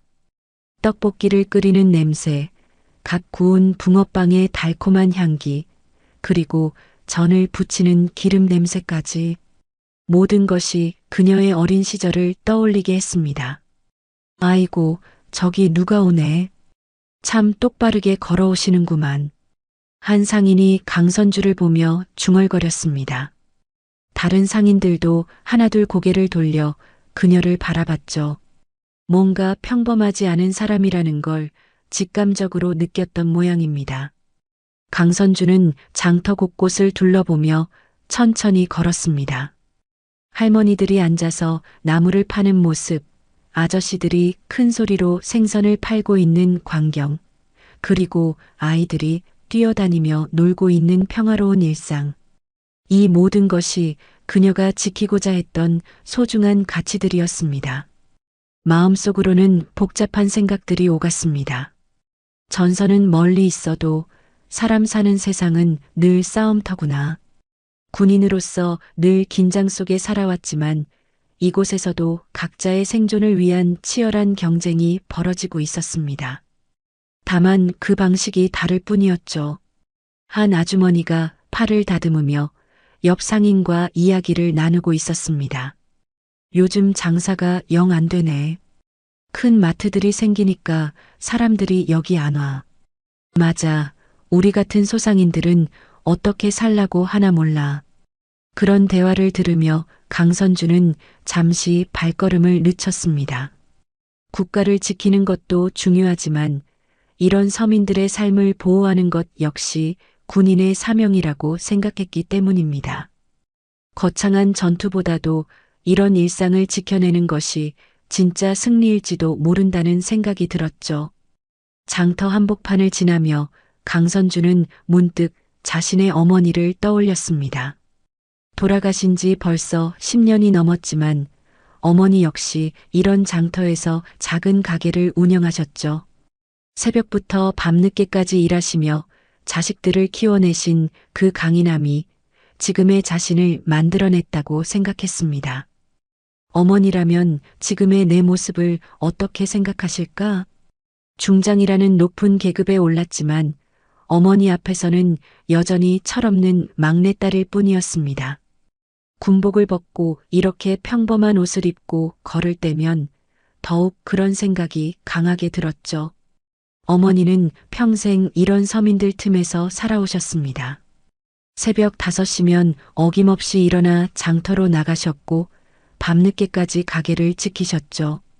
손님 하나하나를 정성으로 대했고 때로는 돈이 없는 이웃에게 외상으로 물건을 주시기도 했습니다. 선주야, 너는 커서 뭐가 되고 싶으냐? 어린 시절 어머니가 자주 물어보셨던 질문이 귀에 맴돌았습니다. 저는 나쁜 사람들을 물리치는 사람이 되고 싶어요. 그때의 순진한 대답이 결국 지금의 자신을 만들어낸 셈이었죠. 해가 서쪽으로 기울어가고 있었습니다. 부대에 복귀하기까지는 아직 시간이 충분했지만 너무 늦으면 안 되겠다는 생각이 들었습니다. 군인의 습관이란 참으로 무서운 것이어서 휴가 중에도 시간 관념만큼은 철저했습니다. 강선주는 마지막으로 장터를 한 바퀴 둘러보았습니다. 이런 평범한 일상, 이런 소소한 행복들이 자신이 평생 지켜온 가치라는 생각이 들었죠. 전쟁터에서 생사를 넘나들며 싸워온 것도 결국은 이런 평화로운 모습들을 지키기 위함이었습니다. 저 멀리서 한 할아버지가 손자와 함께 붕어빵을 사 먹으며 웃고 있는 모습이 보였습니다. 젊은 엄마가 아이 손을 잡고 다정하게 장보는 모습도 눈에 들어왔죠. 이런 평범한 행복들이 바로 자신이 지켜내고 싶었던 것들이었습니다. 발걸음을 재촉하려던 그 순간 앞쪽에서 뭔가 소란스러운 소리가 들려왔습니다. 사람들이 웅성거리며 한쪽으로 몰려가고 있었고 누군가의 큰 목소리가 장터 전체에 울려 퍼지고 있었죠. 평화롭던 오후의 정적이 깨지는 순간이었습니다. 뭐하는 사람들이야, 저기서? 강선주 옆을 지나가던 할머니 한 분이 걱정스런 목소리로 중얼거렸습니다. 다른 상인들도 하나둘 고개를 내밀며 상황을 지켜보고 있었죠. 평소라면 그냥 지나쳤을 법한 일이었지만 뭔가 심상치 않은 기운이 느껴졌습니다. 강선주의 표정이 순간적으로 굳어졌습니다. 수십 년간 쌓아온 직감이 뭔가 좋지 않은 일이 벌어지고 있다고 경고하고 있었죠. 휴가 중이었지만 군인으로서의 본능은 여전히 살아 있었습니다. 그리고 그 본능이 지금 강하게 경종을 울리고 있었습니다. 사람들의 표정이 점점 어두워지고 있었습니다. 처음에는 단순한 호기심으로 바라보던 이들도 이제는 걱정스러운 눈빛을 보내고 있었죠. 아이들을 데리고 나온 엄마들은 서둘러 아이 손을 잡고 다른 쪽으로 피하기 시작했습니다. 저기 무슨 일인지 봐야겠어. 강선주는 마음속으로 중얼거리며 소란이 일어나는 쪽으로 시선을 돌렸습니다. 군인의 직업 정신이 발동한 것이었죠. 시민들이 불안해하는 상황을 그냥 지나칠 수는 없었습니다. 비록 휴가 중이고 민간인 복장을 하고 있었지만 마음만큼은 여전히 나라를 지키는 군인이었습니다. 강선주가 소란이 일어나는 쪽으로 발걸음을 옮기자 상황이 점점 더 선명하게 보이기 시작했습니다. 장터 한가운데 검은 코트를 입은 남자들 서너 명이 한 상인을 둘러싸고 있었죠. 그들의 차림새부터가 심상치 않았습니다. 깔끔하게 빗어넘긴 머리, 선글라스, 그리고 품 안에 뭔가를 숨기고 있는 듯한 자세까지. 아저씨, 이번 달 보호비 아직 안 냈지? 우리가 몇 번이나 말했나? 가장 덩치가 큰 남자가 위협적인 목소리로 말했습니다. 상인은 쪼그리고 앉아 떨고 있었고 주변 사람들은 무서워서 가까이 가지 못하고 멀찍이 서서 지켜보고 있었죠. 강선주는 잠시 멈춰서서 그 광경을 바라보았습니다. 마음 한편으로는 개입하고 싶었지만 다른 한편으로는 민간인 신분으로 나서는 것이 옳은지 고민이 되었습니다. 하지만 상인의 간절한 표정을 보니 그냥 지나칠 수가 없었죠. 제발요, 이번만 봐주세요. 장사가 안 돼서 정말 돈이 없어요. 상인이 애원하는 목소리로 말했지만 조폭들은 비웃기만 했습니다. 주변 상인들도 무서워서 아무도 나서지 못하고 있었고 몇몇은 아예 가게 문을 닫고 피하기까지 했습니다. 강선주는 한 걸음 더 가까이 다가갔습니다. 그러자 조폭 중 한 명이 강선주를 발견하고는 동료들에게 눈짓을 했죠.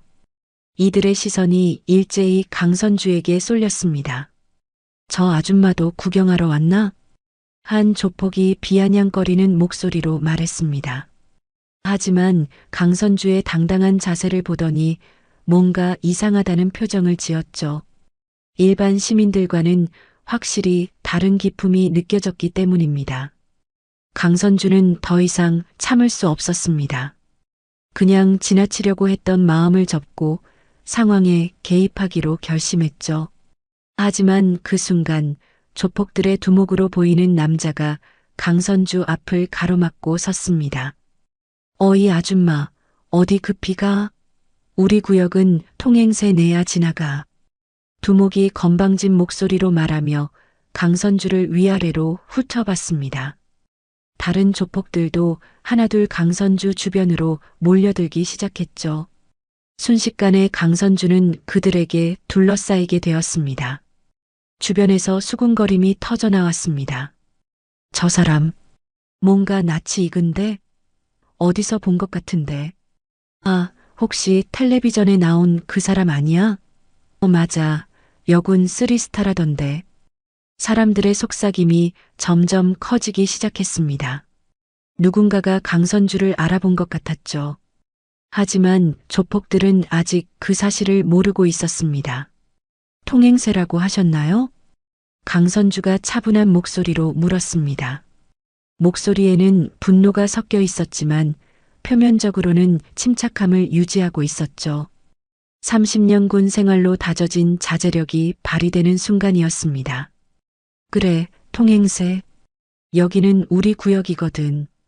모르고 지나가는 사람은 없겠지만 아줌마는 처음 보니까 특별히 알려주는 거야. 두목이 음흉한 웃음을 지으며 말했습니다. 다른 조폭들도 킥킥거리며 웃었죠. 이들에게는 그저 평범한 중년 여성으로밖에 보이지 않았던 모양입니다. 강선주는 주변을 천천히 둘러봤습니다. 상인들은 무서워서 멀찍이 떨어져 있었고 몇몇은 가게 문을 닫고 숨어버렸습니다. 아이들을 데리고 나온 엄마들은 이미 다른 쪽으로 피해버렸죠. 이 장터가 언제부터 당신들 구역이 되었습니까? 강선주가 단호한 목소리로 물었습니다. 조폭들은 잠시 당황한 표정을 지었죠. 일반 시민들이라면 무서워서 돈을 내거나 도망갔을 텐데 이 여자는 오히려 따져묻고 있었습니다. 뭐, 이 아줌마가 지금 우리한테 따지는 거야? 한 조폭이 화를 내며 강선주에게 한 걸음 더 다가섰습니다. 하지만 강선주는 전혀 위축되지 않았죠. 오히려 더욱 당당한 자세로 서 있었습니다. 주변에서 수군거림이 더욱 커졌습니다. 저분 정말 그 장군님 맞는 것 같은데.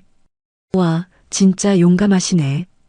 조폭들한테 저렇게 당당하게 나서다니. 사람들의 관심이 점점 집중되고 있었습니다. 처음에는 무서워서 피하려던 사람들도 이제는 호기심과 걱정이 섞인 눈빛으로 상황을 지켜보고 있었죠. 아줌마 말대꾸하지 말고 얌전히 돈만 내. 안 그러면 다칠 수도 있어. 두목이 위협적인 목소리로 말하며 주머니에서 뭔가를 만지작거렸습니다. 다른 조폭들도 긴장한 표정으로 강선주를 노려봤죠. 하지만 강선주는 전혀 흔들리지 않았습니다. 오히려 조폭들을 하나하나 차근차근 살펴보며 상황을 파악하고 있었죠. 몇 명인지, 무기를 소지하고 있는지, 어떤 식으로 움직이는지. 군인의 본능이 발동한 것입니다. 여기는 대한민국 땅입니다. 누구든지 자유롭게 다닐 수 있는 곳이죠. 강선주가 분명한 목소리로 말했습니다. 조폭들의 표정이 점점 험악해지기 시작했지만 강선주는 조금도 물러서지 않았습니다. 그 순간 뒤쪽에서 한 할아버지가 큰 소리로 외쳤습니다. 저분 맞아. 텔레비전에서 본 그 여군 장군님이야. 이 말에 주변 사람들이 웅성거리기 시작했고 조폭들도 뭔가 이상하다는 표정을 짓기 시작했습니다. 할아버지의 외침이 장터 전체에 울려 퍼지자 주변 분위기가 급격히 변하기 시작했습니다. 사람들이 하나둘 모여들며 강선주를 자세히 들여다보기 시작했죠. 정말 그 장군님이야? 맞아. 뉴스에서 봤어. 우와, 진짜 장군님이 여기 계시네. 조폭들도 상황이 심상치 않다는 걸 느끼기 시작했습니다. 처음에는 그저 평범한 중년 여성으로만 생각했는데 사람들의 반응을 보니 뭔가 특별한 사람인 것 같았죠. 두목이 부하들과 눈빛을 주고받으며 상황을 파악하려 했습니다. 강선주는 굳건히 서서 조폭 두목을 정면으로 바라보았습니다. 주변의 소란에도 전혀 흔들리지 않는 모습이었죠. 오히려 더욱 당당한 자세로 서서 자신의 정체를 당당히 밝혔습니다. 나는 대한민국 육군 중장 강선주다. 너희가 맡고 있는 건 내 귀로가 아니라 국가의 군인길이다. 강선주의 목소리는 장터 전체에 울려 퍼졌습니다. 명확하고 단호한 어조였죠. 30년 군 생활로 다져진 카리스마가 그 한마디에 고스란히 담겨 있었습니다. 조폭들은 잠시 움찔했습니다. 중장이라는 말에 당황한 기색이 역력했죠. 하지만 이내 서로 눈빛을 주고받으며 뭔가 결심한 듯한 표정을 지었습니다. 중장? 하하. 두목이 크게 웃어댔습니다. 다른 조폭들도 따라서 비웃음을 터뜨렸죠. 하지만 그 웃음 속에는 긴장감이 섞여 있었습니다. 군인? 여기 장터는 내 군대 땅이 아니야. 계급장 따윈 필요 없어. 오늘은 내가 길을 막혔다. 두목이 건방진 목소리로 말하며 강선주에게 한 걸음 더 다가섰습니다. 다른 조폭들도 원형으로 서서 강선주를 더욱 압박했죠.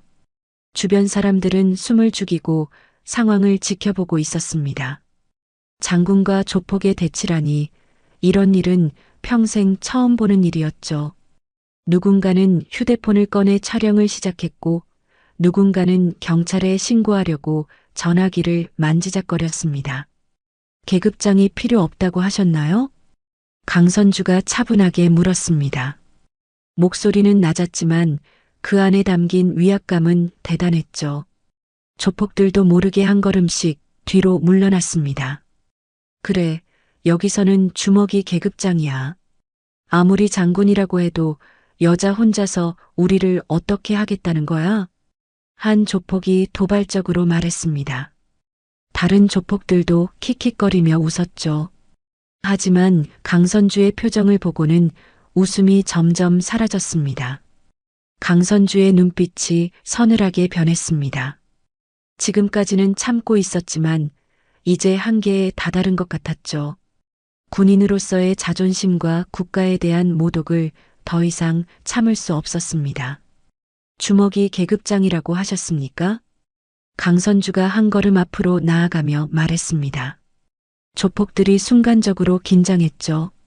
뭔가 위험한 기운이 강선주에게서 느껴졌기 때문입니다. 주변에서 한 상인이 큰 소리로 외쳤습니다. 장군님 조심하세요. 저들 위험해요. 다른 사람들도 걱정스러운 목소리로 웅성거렸습니다. 하지만 강선주는 전혀 위축되지 않았습니다. 오히려 더욱 당당한 자세로 조폭들을 마주했죠. 마음속으로는 이미 전투 태세에 돌입한 상태였습니다. 군복은 벗었지만 나는 여전히 군인이다.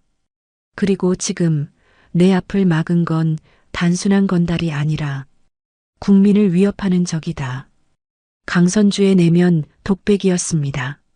눈빛이 점점 더 차갑게 변해갔죠. 조폭들도 그 변화를 감지했는지 서로 긴장한 눈빛을 주고받았습니다. 적이라고? 우리가 적이라고 했어? 두목이 화를 내며 말했습니다. 하지만 목소리에는 이전과 달리 불안감이 섞여 있었죠. 국민을 위협하고 협박하는 자들을 뭐라고 불러야 하겠습니까? 강선주가 반문했습니다. 조폭들의 얼굴이 점점 굳어졌죠. 상황이 자신들에게 불리하게 흘러가고 있다는 걸 느끼기 시작했습니다. 주변 사람들의 시선이 점점 더 집중되고 있었습니다.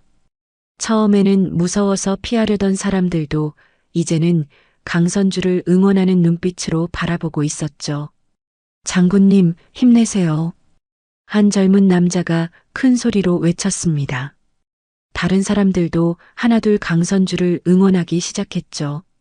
조폭들의 표정이 점점 더 어두워졌습니다. 시끄러.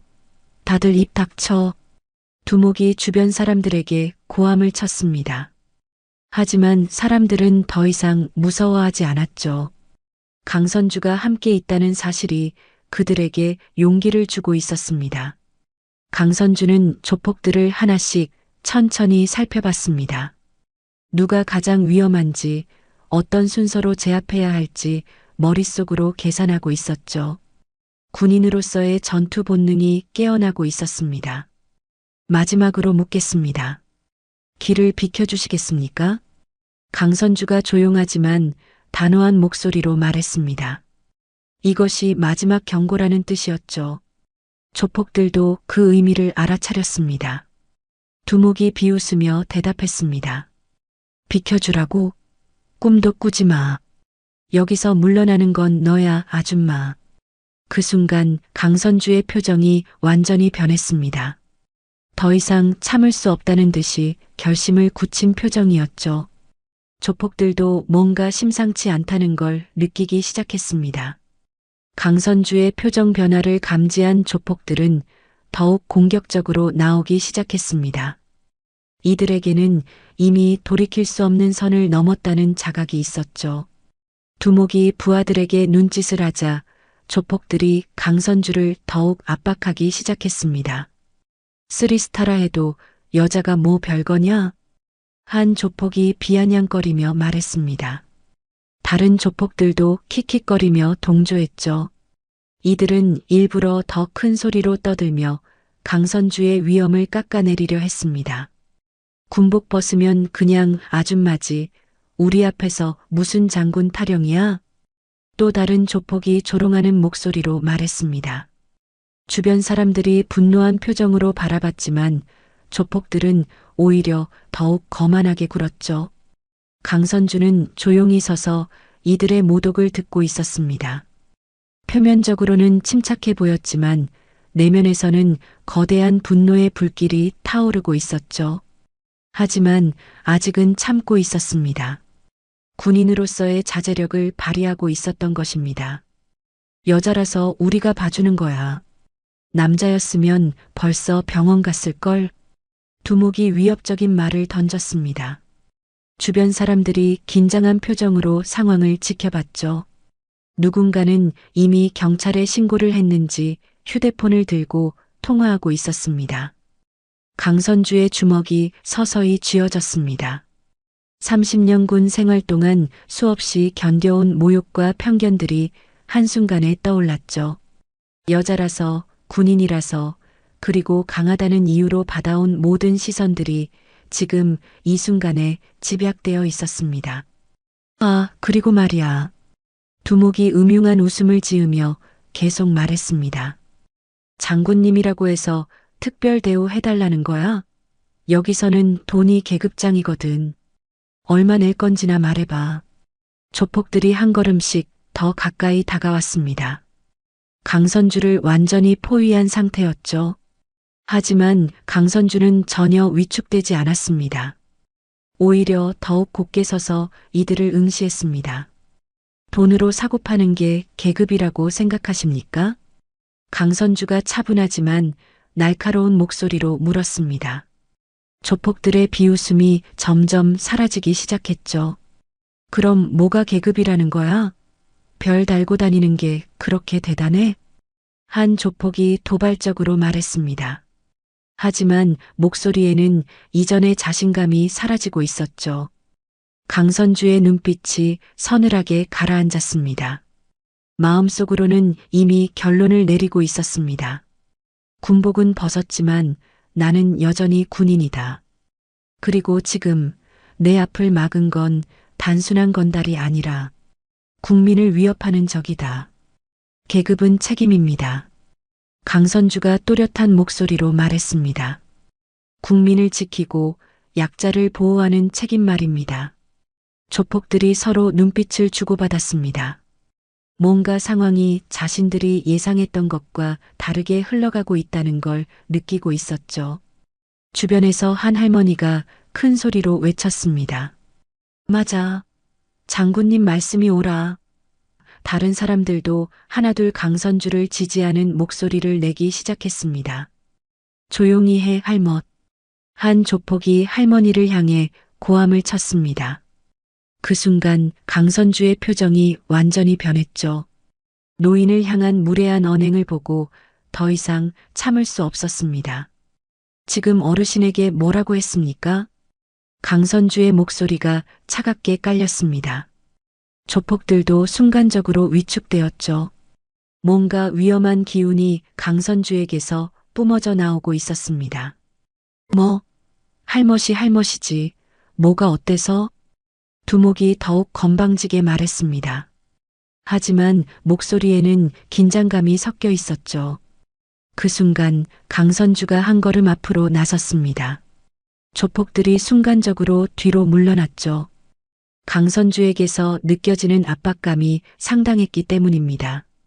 어르신들을 모독하는 자들에게는 가르침이 필요한 것 같습니다. 강선주가 단호하게 말했습니다. 조폭들의 얼굴이 점점 굳어졌죠. 가르침? 우리를 가르치겠다고? 두목이 비웃으며 말했습니다. 하지만 웃음이 어색했죠. 좋아, 그럼 한번 해봐. 여자 혼자서 우리를 어떻게 가르칠 건지 보자고. 조폭들이 서로 눈빛을 주고받으며 무언의 신호를 보냈습니다. 일제히 강선주를 향해 움직일 준비를 하고 있었죠. 강선주는 조용히 서서 이들의 움직임을 관찰했습니다. 누가 먼저 움직일지, 어떤 방향에서 공격해 올지 모든 것을 계산하고 있었죠. 30년 군 생활로 단련된 전투 본능이 깨어나고 있었습니다. 주변 사람들은 숨을 죽이고 상황을 지켜봤습니다. 장군과 조폭들의 대결이 곧 시작될 것 같았죠. 누군가는 아이들을 데리고 급히 피하기 시작했고, 누군가는 더 가까이 다가와 상황을 지켜봤습니다. 마지막으로 경고합니다. 강선주가 조용하지만 위압적인 목소리로 말했습니다. 지금이라도 사과하고 물러나십시오. 두목이 크게 웃었습니다. 사과? 우리가? 꿈도 꾸지 마. 그리고 부하들을 향해 고개를 끄덕였습니다. 이제 정말로 충돌이 불가피한 상황이었죠. 강선주는 마지막으로 주변을 둘러봤습니다. 무고한 시민들이 다치지 않도록 해야 했습니다. 그리고 이 상황을 최대한 빨리 정리해야 했죠. 두목의 신호와 함께 조폭들이 일제히 움직이기 시작했습니다. 순식간에 몸싸움이 벌어졌죠. 강선주는 재빠르게 몸을 돌려 가장 먼저 달려든 조폭의 공격을 피했습니다. 그리고 즉시 반격에 나섰죠. 우와! 첫 번째 조폭이 강선주의 정확한 타격에 비명을 지르며 뒤로 나자빠졌습니다. 군에서 갈고 닦은 제압술이 그대로 발휘된 것이었죠.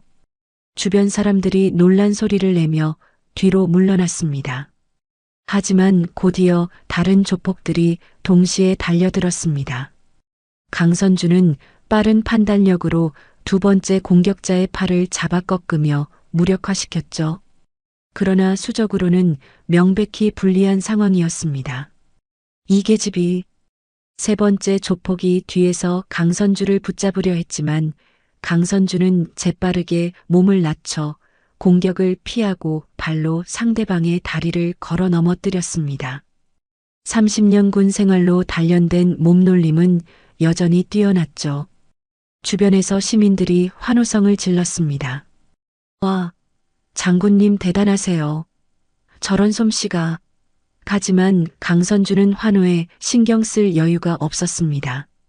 아직 두목과 한 명의 조폭이 남아 있었고 쓰러진 조폭들도 다시 일어나려 하고 있었거든요. 두목이 화가 난 표정으로 소리쳤습니다. 이 무능한 놈들아, 여자 하나도 못 잡아? 그리고는 직접 나서기 시작했죠.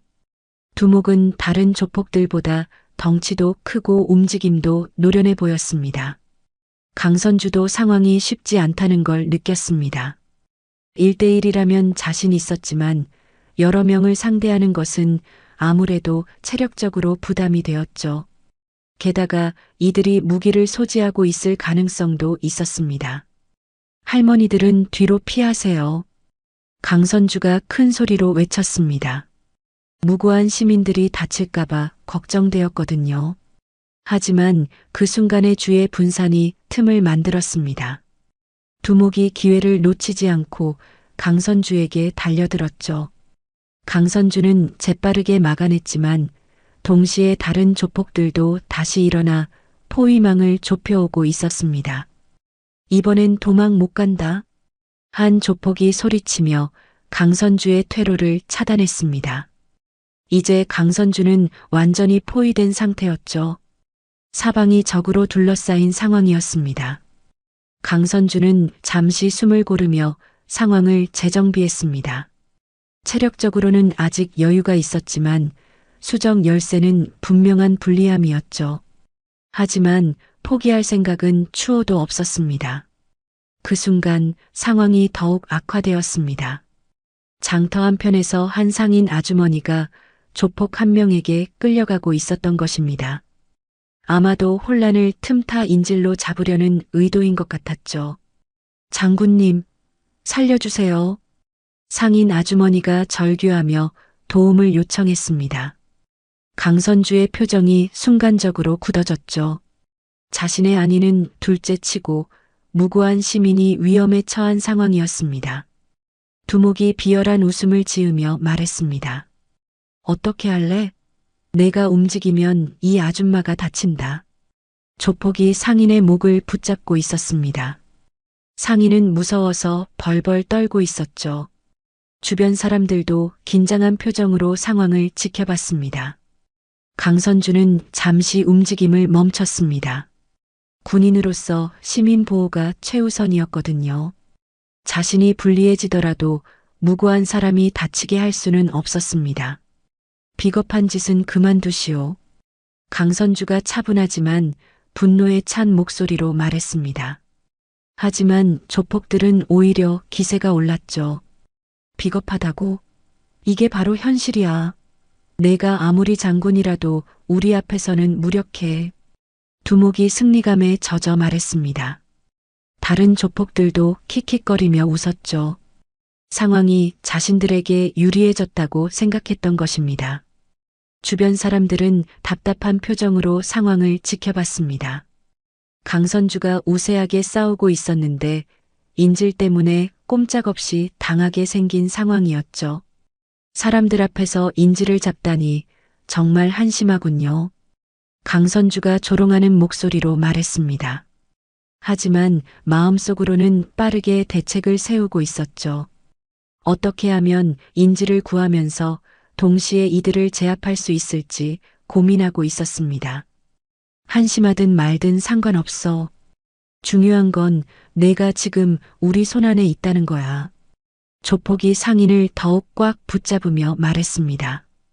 상인이 고통스러워하는 모습을 보며 강선주의 분노가 치솟았죠. 좋아, 그럼 조건을 말해보시오. 강선주가 침착하게 말했습니다. 하지만 눈빛만큼은 차갑게 식어 있었죠.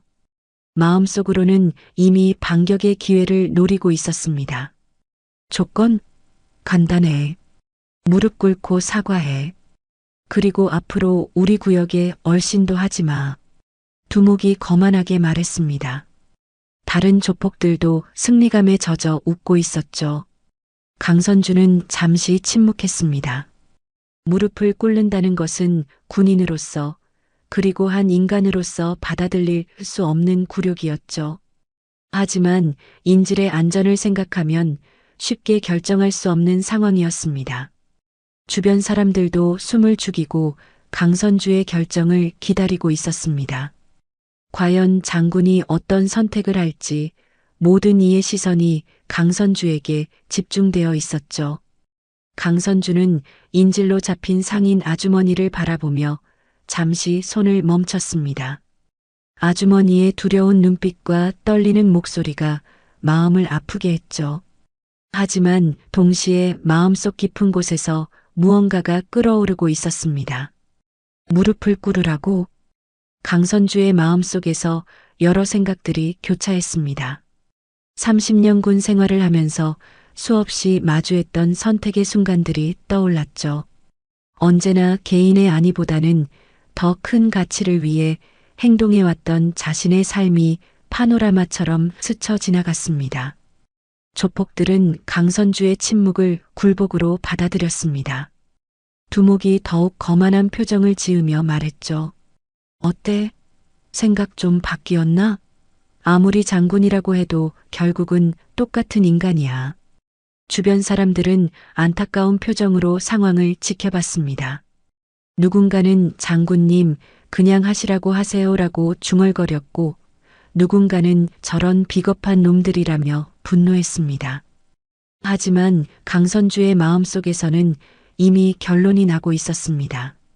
군인으로서의 신념, 그리고 국민을 지켜야 한다는 사명감이 개인적인 굴욕감을 압도하고 있었죠. 군인의 길은 오직 국민을 지키는 것. 설령 내 한 몸 다치더라도 이 사람들을 두고 물러설 수 없다. 강선주의 내면 독백이었습니다. 눈빛이 점점 더 단호해졌죠. 무릎을 꿇는 것보다 더 중요한 가치가 있다는 확신이 들었습니다. 결정했나? 시간이 별로 없어. 인지를 잡고 있던 조폭이 재촉하며 말했습니다. 상인 아주머니를 더욱 꽉 붙잡으며 위협했죠. 아주머니가 고통스러워하는 모습이 강선주의 분노를 더욱 자극했습니다. 강선주는 천천히 고개를 들었습니다. 눈빛에는 이전과는 완전히 다른 결의가 담겨 있었죠. 조폭들도 그 변화를 감지했는지 순간적으로 긴장했습니다. 나는 장군이다. 강선주가 또렷하고 단호한 목소리로 말했습니다. 장터 전체에 울려 퍼지는 목소리였죠. 그리고 국민을 협박하는 자에겐 단호히 대응한다. 조폭들의 표정이 순간적으로 변했습니다. 뭔가 상황이 자신들이 예상했던 방향과 다르게 흘러가고 있다는 걸 느꼈죠. 뭐, 지금 뭐라고 했어? 두목이 당황한 목소리로 말했습니다. 강선주가 굴복할 것이라고 확신했는데 오히려 더욱 당당해진 모습에 놀랐던 것입니다. 강선주는 한 걸음 앞으로 나아갔습니다. 조폭들이 움찔했죠. 분명히 불리한 상황인데도 강선주에게서 느껴지는 기세는 오히려 더욱 강해졌습니다. 군인은 무릎 꿇지 않습니다. 특히 국민을 위협하는 자들 앞에서는 절대로. 강선주의 목소리에는 흔들림이 없었습니다. 오히려 확고한 신념이 담겨 있었죠. 주변 사람들도 그 기세에 압도되어 숨을 죽이고 상황을 지켜봤습니다. 이 미친 계집이 상황 파악을 못하나? 인지를 잡고 있던 조폭이 화를 내며 상인을 더욱 거칠게 다뤘습니다. 하지만 강선주는 전혀 위축되지 않았죠. 상황 파악은 당신들이 제대로 하시기 바랍니다. 강선주가 차분하게 말했습니다. 그리고 조폭들을 하나씩 천천히 살펴봤죠. 마치 사냥감을 노리는 포식자의 눈빛이었습니다. 두목이 불안해하기 시작했습니다. 야, 이 여자 뭔가 이상해. 조심해. 다른 조폭들에게 경고했지만 이미 강선주의 기세에 눌린 상태였죠. 강선주는 마음속으로 작전을 세우고 있었습니다. 인지를 구출하면서 동시에 조폭들을 제압하는 방법을 찾고 있었죠. 30년 군 생활로 단련된 전술적 사고가 빠르게 돌아가고 있었습니다. 마지막 경고입니다. 인지를 놓으십시오. 강선주가 명령하는 듯한 톤으로 말했습니다. 군대에서 부하들에게 명령을 내릴 때의 그 위압적인 목소리였죠. 경고. 우리가 누구한테 경고를 받아야 한다는 거야? 조폭이 벌컥 화를 냈지만 목소리에는 이전의 자신감이 사라져 있었습니다. 강선주의 변화된 기세에 압도당하고 있었던 것이죠. 주변 사람들도 분위기 변화를 감지했습니다. 처음에는 강선주가 불리한 상황에 놓였다고 생각했는데 지금은 오히려 조폭들이 위축되어 보였거든요. 장군님, 힘내세요. 한 시민이 용기를 내어 외쳤습니다. 다른 사람들도 하나둘 강선주를 응원하기 시작했죠. 우리가 있어요. 무서워하지 마세요. 조폭들의 얼굴이 점점 굳어졌습니다. 상황이 완전히 뒤바뀌고 있다는 걸 느꼈거든요. 처음에는 자신들이 우세했는데 이제는 오히려 포위당한 기분이었죠. 강선주는 시민들의 응원에 힘을 얻었습니다. 자신이 지켜야 할 사람들이 바로 저들이라는 확신이 더욱 강해졌죠. 그리고 그 확신이 강선주에게 새로운 힘을 주고 있었습니다. 좋습니다. 그럼 이제 시작하겠습니다. 강선주가 조용히 말했습니다. 하지만 그 목소리에는 무서운 결의가 담겨 있었죠. 조폭들이 순간적으로 긴장했습니다. 뭔가 큰일이 벌어질 것 같은 예감이 들었거든요. 강선주의 선언과 함께 장터의 공기가 팽팽하게 긴장되었습니다. 조폭들은 서로 눈빛을 주고받으며 경계심을 드러냈지만 강선주는 이미 마음속으로 모든 준비를 마친 상태였죠. 30년 군 생활로 단련된 전투 본능이 완전히 깨어난 순간이었습니다. 시작한다고? 뭘 시작한다는 거야? 두목이 허세를 부리며 말했지만 목소리에는 불안감이 섞여 있었습니다. 강선주에게서 느껴지는 기세가 심상치 않았거든요. 강선주는 대답 대신 행동으로 보여주었습니다. 순간적으로 몸을 낮추며 인지를 잡고 있던 조폭을 향해 돌진했죠. 너무나 빠른 움직임이어서 조폭들도 반응할 틈이 없었습니다. 우와! 인지를 잡고 있던 조폭이 놀란 소리를 내며 뒤로 물러났지만 강선주는 이미 그의 팔을 정확히 잡아 꺾고 있었습니다. 군에서 배운 관절기 기술이 완벽하게 발휘된 순간이었죠. 아! 조폭이 비명을 지르며 인지를 놓았습니다. 강선주는 즉시 상인 아주머니를 안전한 곳으로 밀어내며 말했죠. 아주머니, 뒤로 피하세요. 상인 아주머니는 감격한 표정으로 고맙습니다. 장군님. 이라고 외치며 서둘러 뒤로 물러났습니다. 주변 사람들도 환호성을 질렀죠. 하지만 아직 끝이 아니었습니다. 인질 상황은 해결했지만 여전히 두목과 다른 조폭들이 남아 있었거든요. 그들은 분노에 차서 강선주를 향해 일제히 달려들기 시작했습니다. 이 계집을 가만 안 둬. 두목이 소리치며 주먹을 휘둘렀지만 강선주는 재빠르게 몸을 돌려 공격을 피했습니다. 그리고 즉시 반격에 나섰죠. 정확한 타격이 두목의 명치를 강타했습니다. 두목이 고통스러워하며 뒤로 물러났지만 다른 조폭들이 계속 달려들었습니다. 강선주는 침착하게 하나씩 상대했죠. 한 명의 발차기를 피하면서 동시에 다른 한 명의 공격을 막아내는 놀라운 솜씨를 보였습니다. 주변 사람들은 강선주의 화려한 격투 실력에 감탄했습니다. 우와, 정말 장군님이시네. 저런 솜씨가. 환호성이 장터 전체에 울려 퍼졌죠. 하지만 강선주는 환호에 신경 쓸 여유가 없었습니다. 조폭들이 점점 더 거칠게 나오고 있었거든요. 특히 두목은 다른 조폭들보다 훨씬 강했고 격투 경험도 많아 보였습니다. 제대로 한번 붙어보자. 두목이 화가 난 표정으로 강선주와 정면 대결을 벌이기 시작했습니다. 이제는 1대1 상황이었죠. 다른 조폭들은 이미 강선주에게 제압당해 바닥에 쓰러져 있었습니다. 강선주와 두목의 격렬한 싸움이 시작되었습니다. 두목의 주먹이 강선주의 얼굴을 스쳐 지나갔고 강선주의 발차기가 두목의 옆구리를 강타했죠. 서로 한치의 양보도 없는 치열한 공방전이었습니다. 이 여자 생각보다 강하네. 두목이 숨을 헐떡이며 말했습니다. 하지만 포기할 생각은 없어 보였죠. 오히려 더욱 거칠게 공격해왔습니다. 강선주도 쉽지 않은 상대라는 걸 느꼈습니다.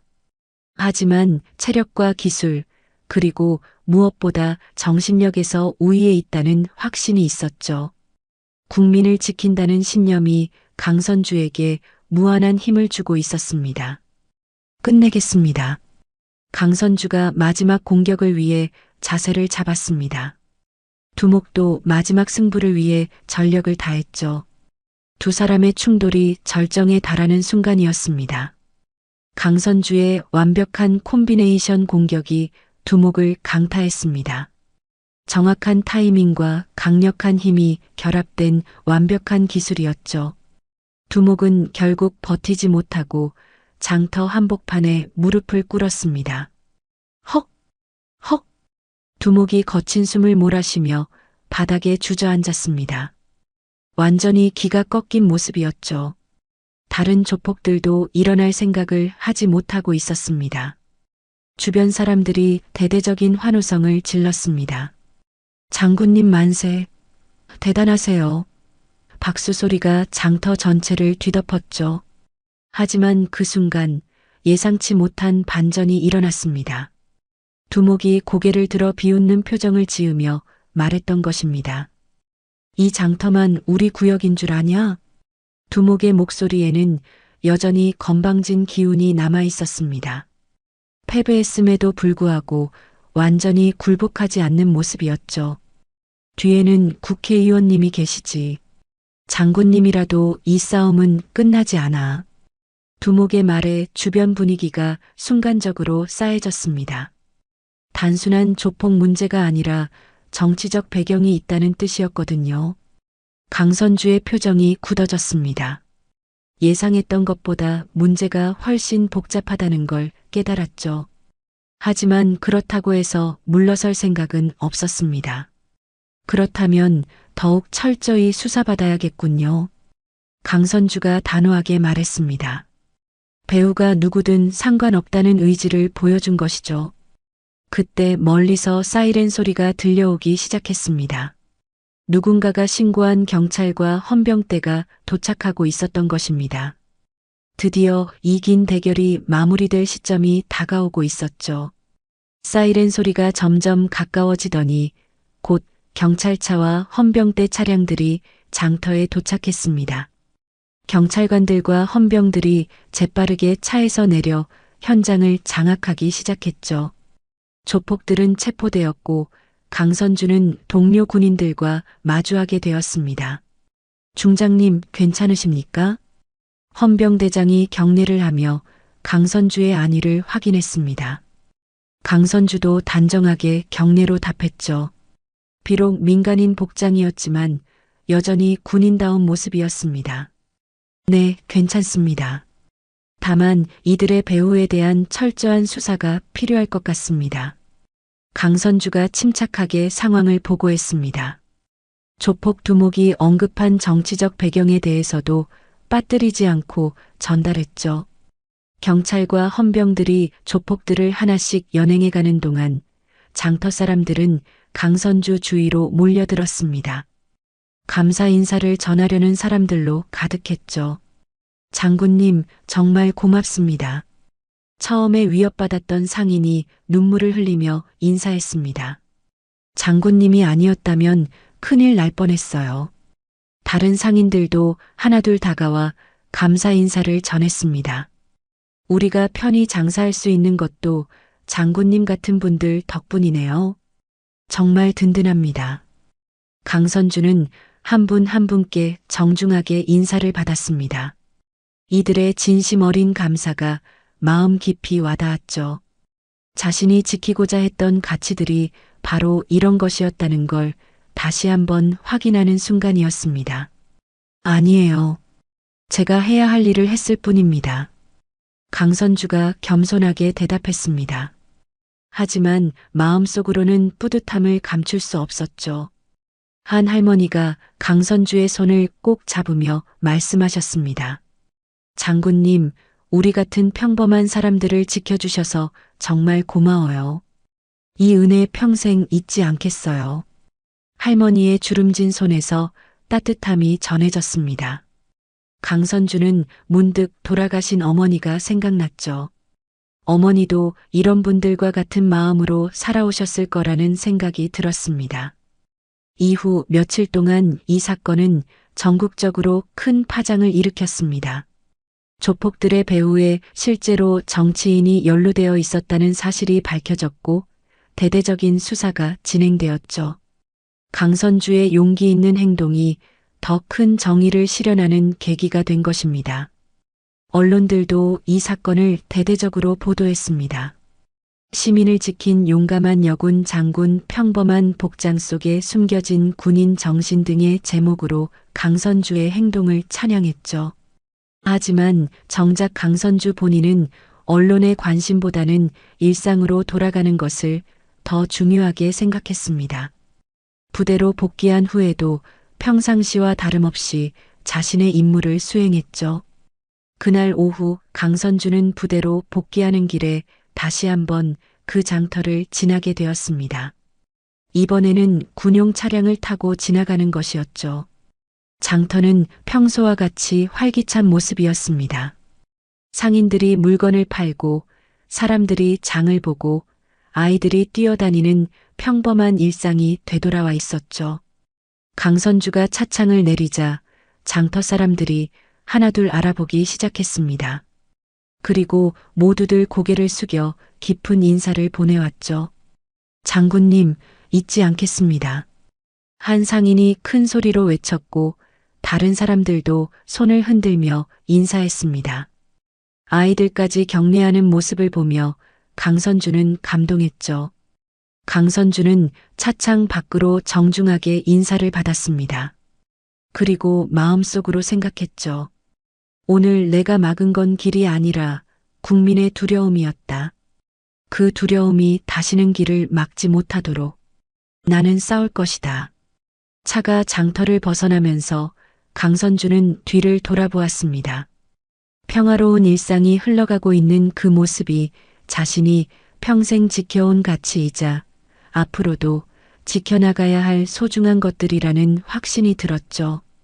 부대에 도착한 후 강선주는 평상시처럼 업무에 복귀했습니다. 하지만 마음속에는 새로운 다짐이 자리 잡고 있었죠. 군복을 입고 있을 때나 벗고 있을 때나 자신은 언제나 국민을 지키는 군인이라는 자각 말입니다. 그날 저녁 강선주는 일기장에 이렇게 적었습니다. 오늘 나는 다시 한번 깨달았다. 진짜 적은 전선에만 있는 것이 아니다.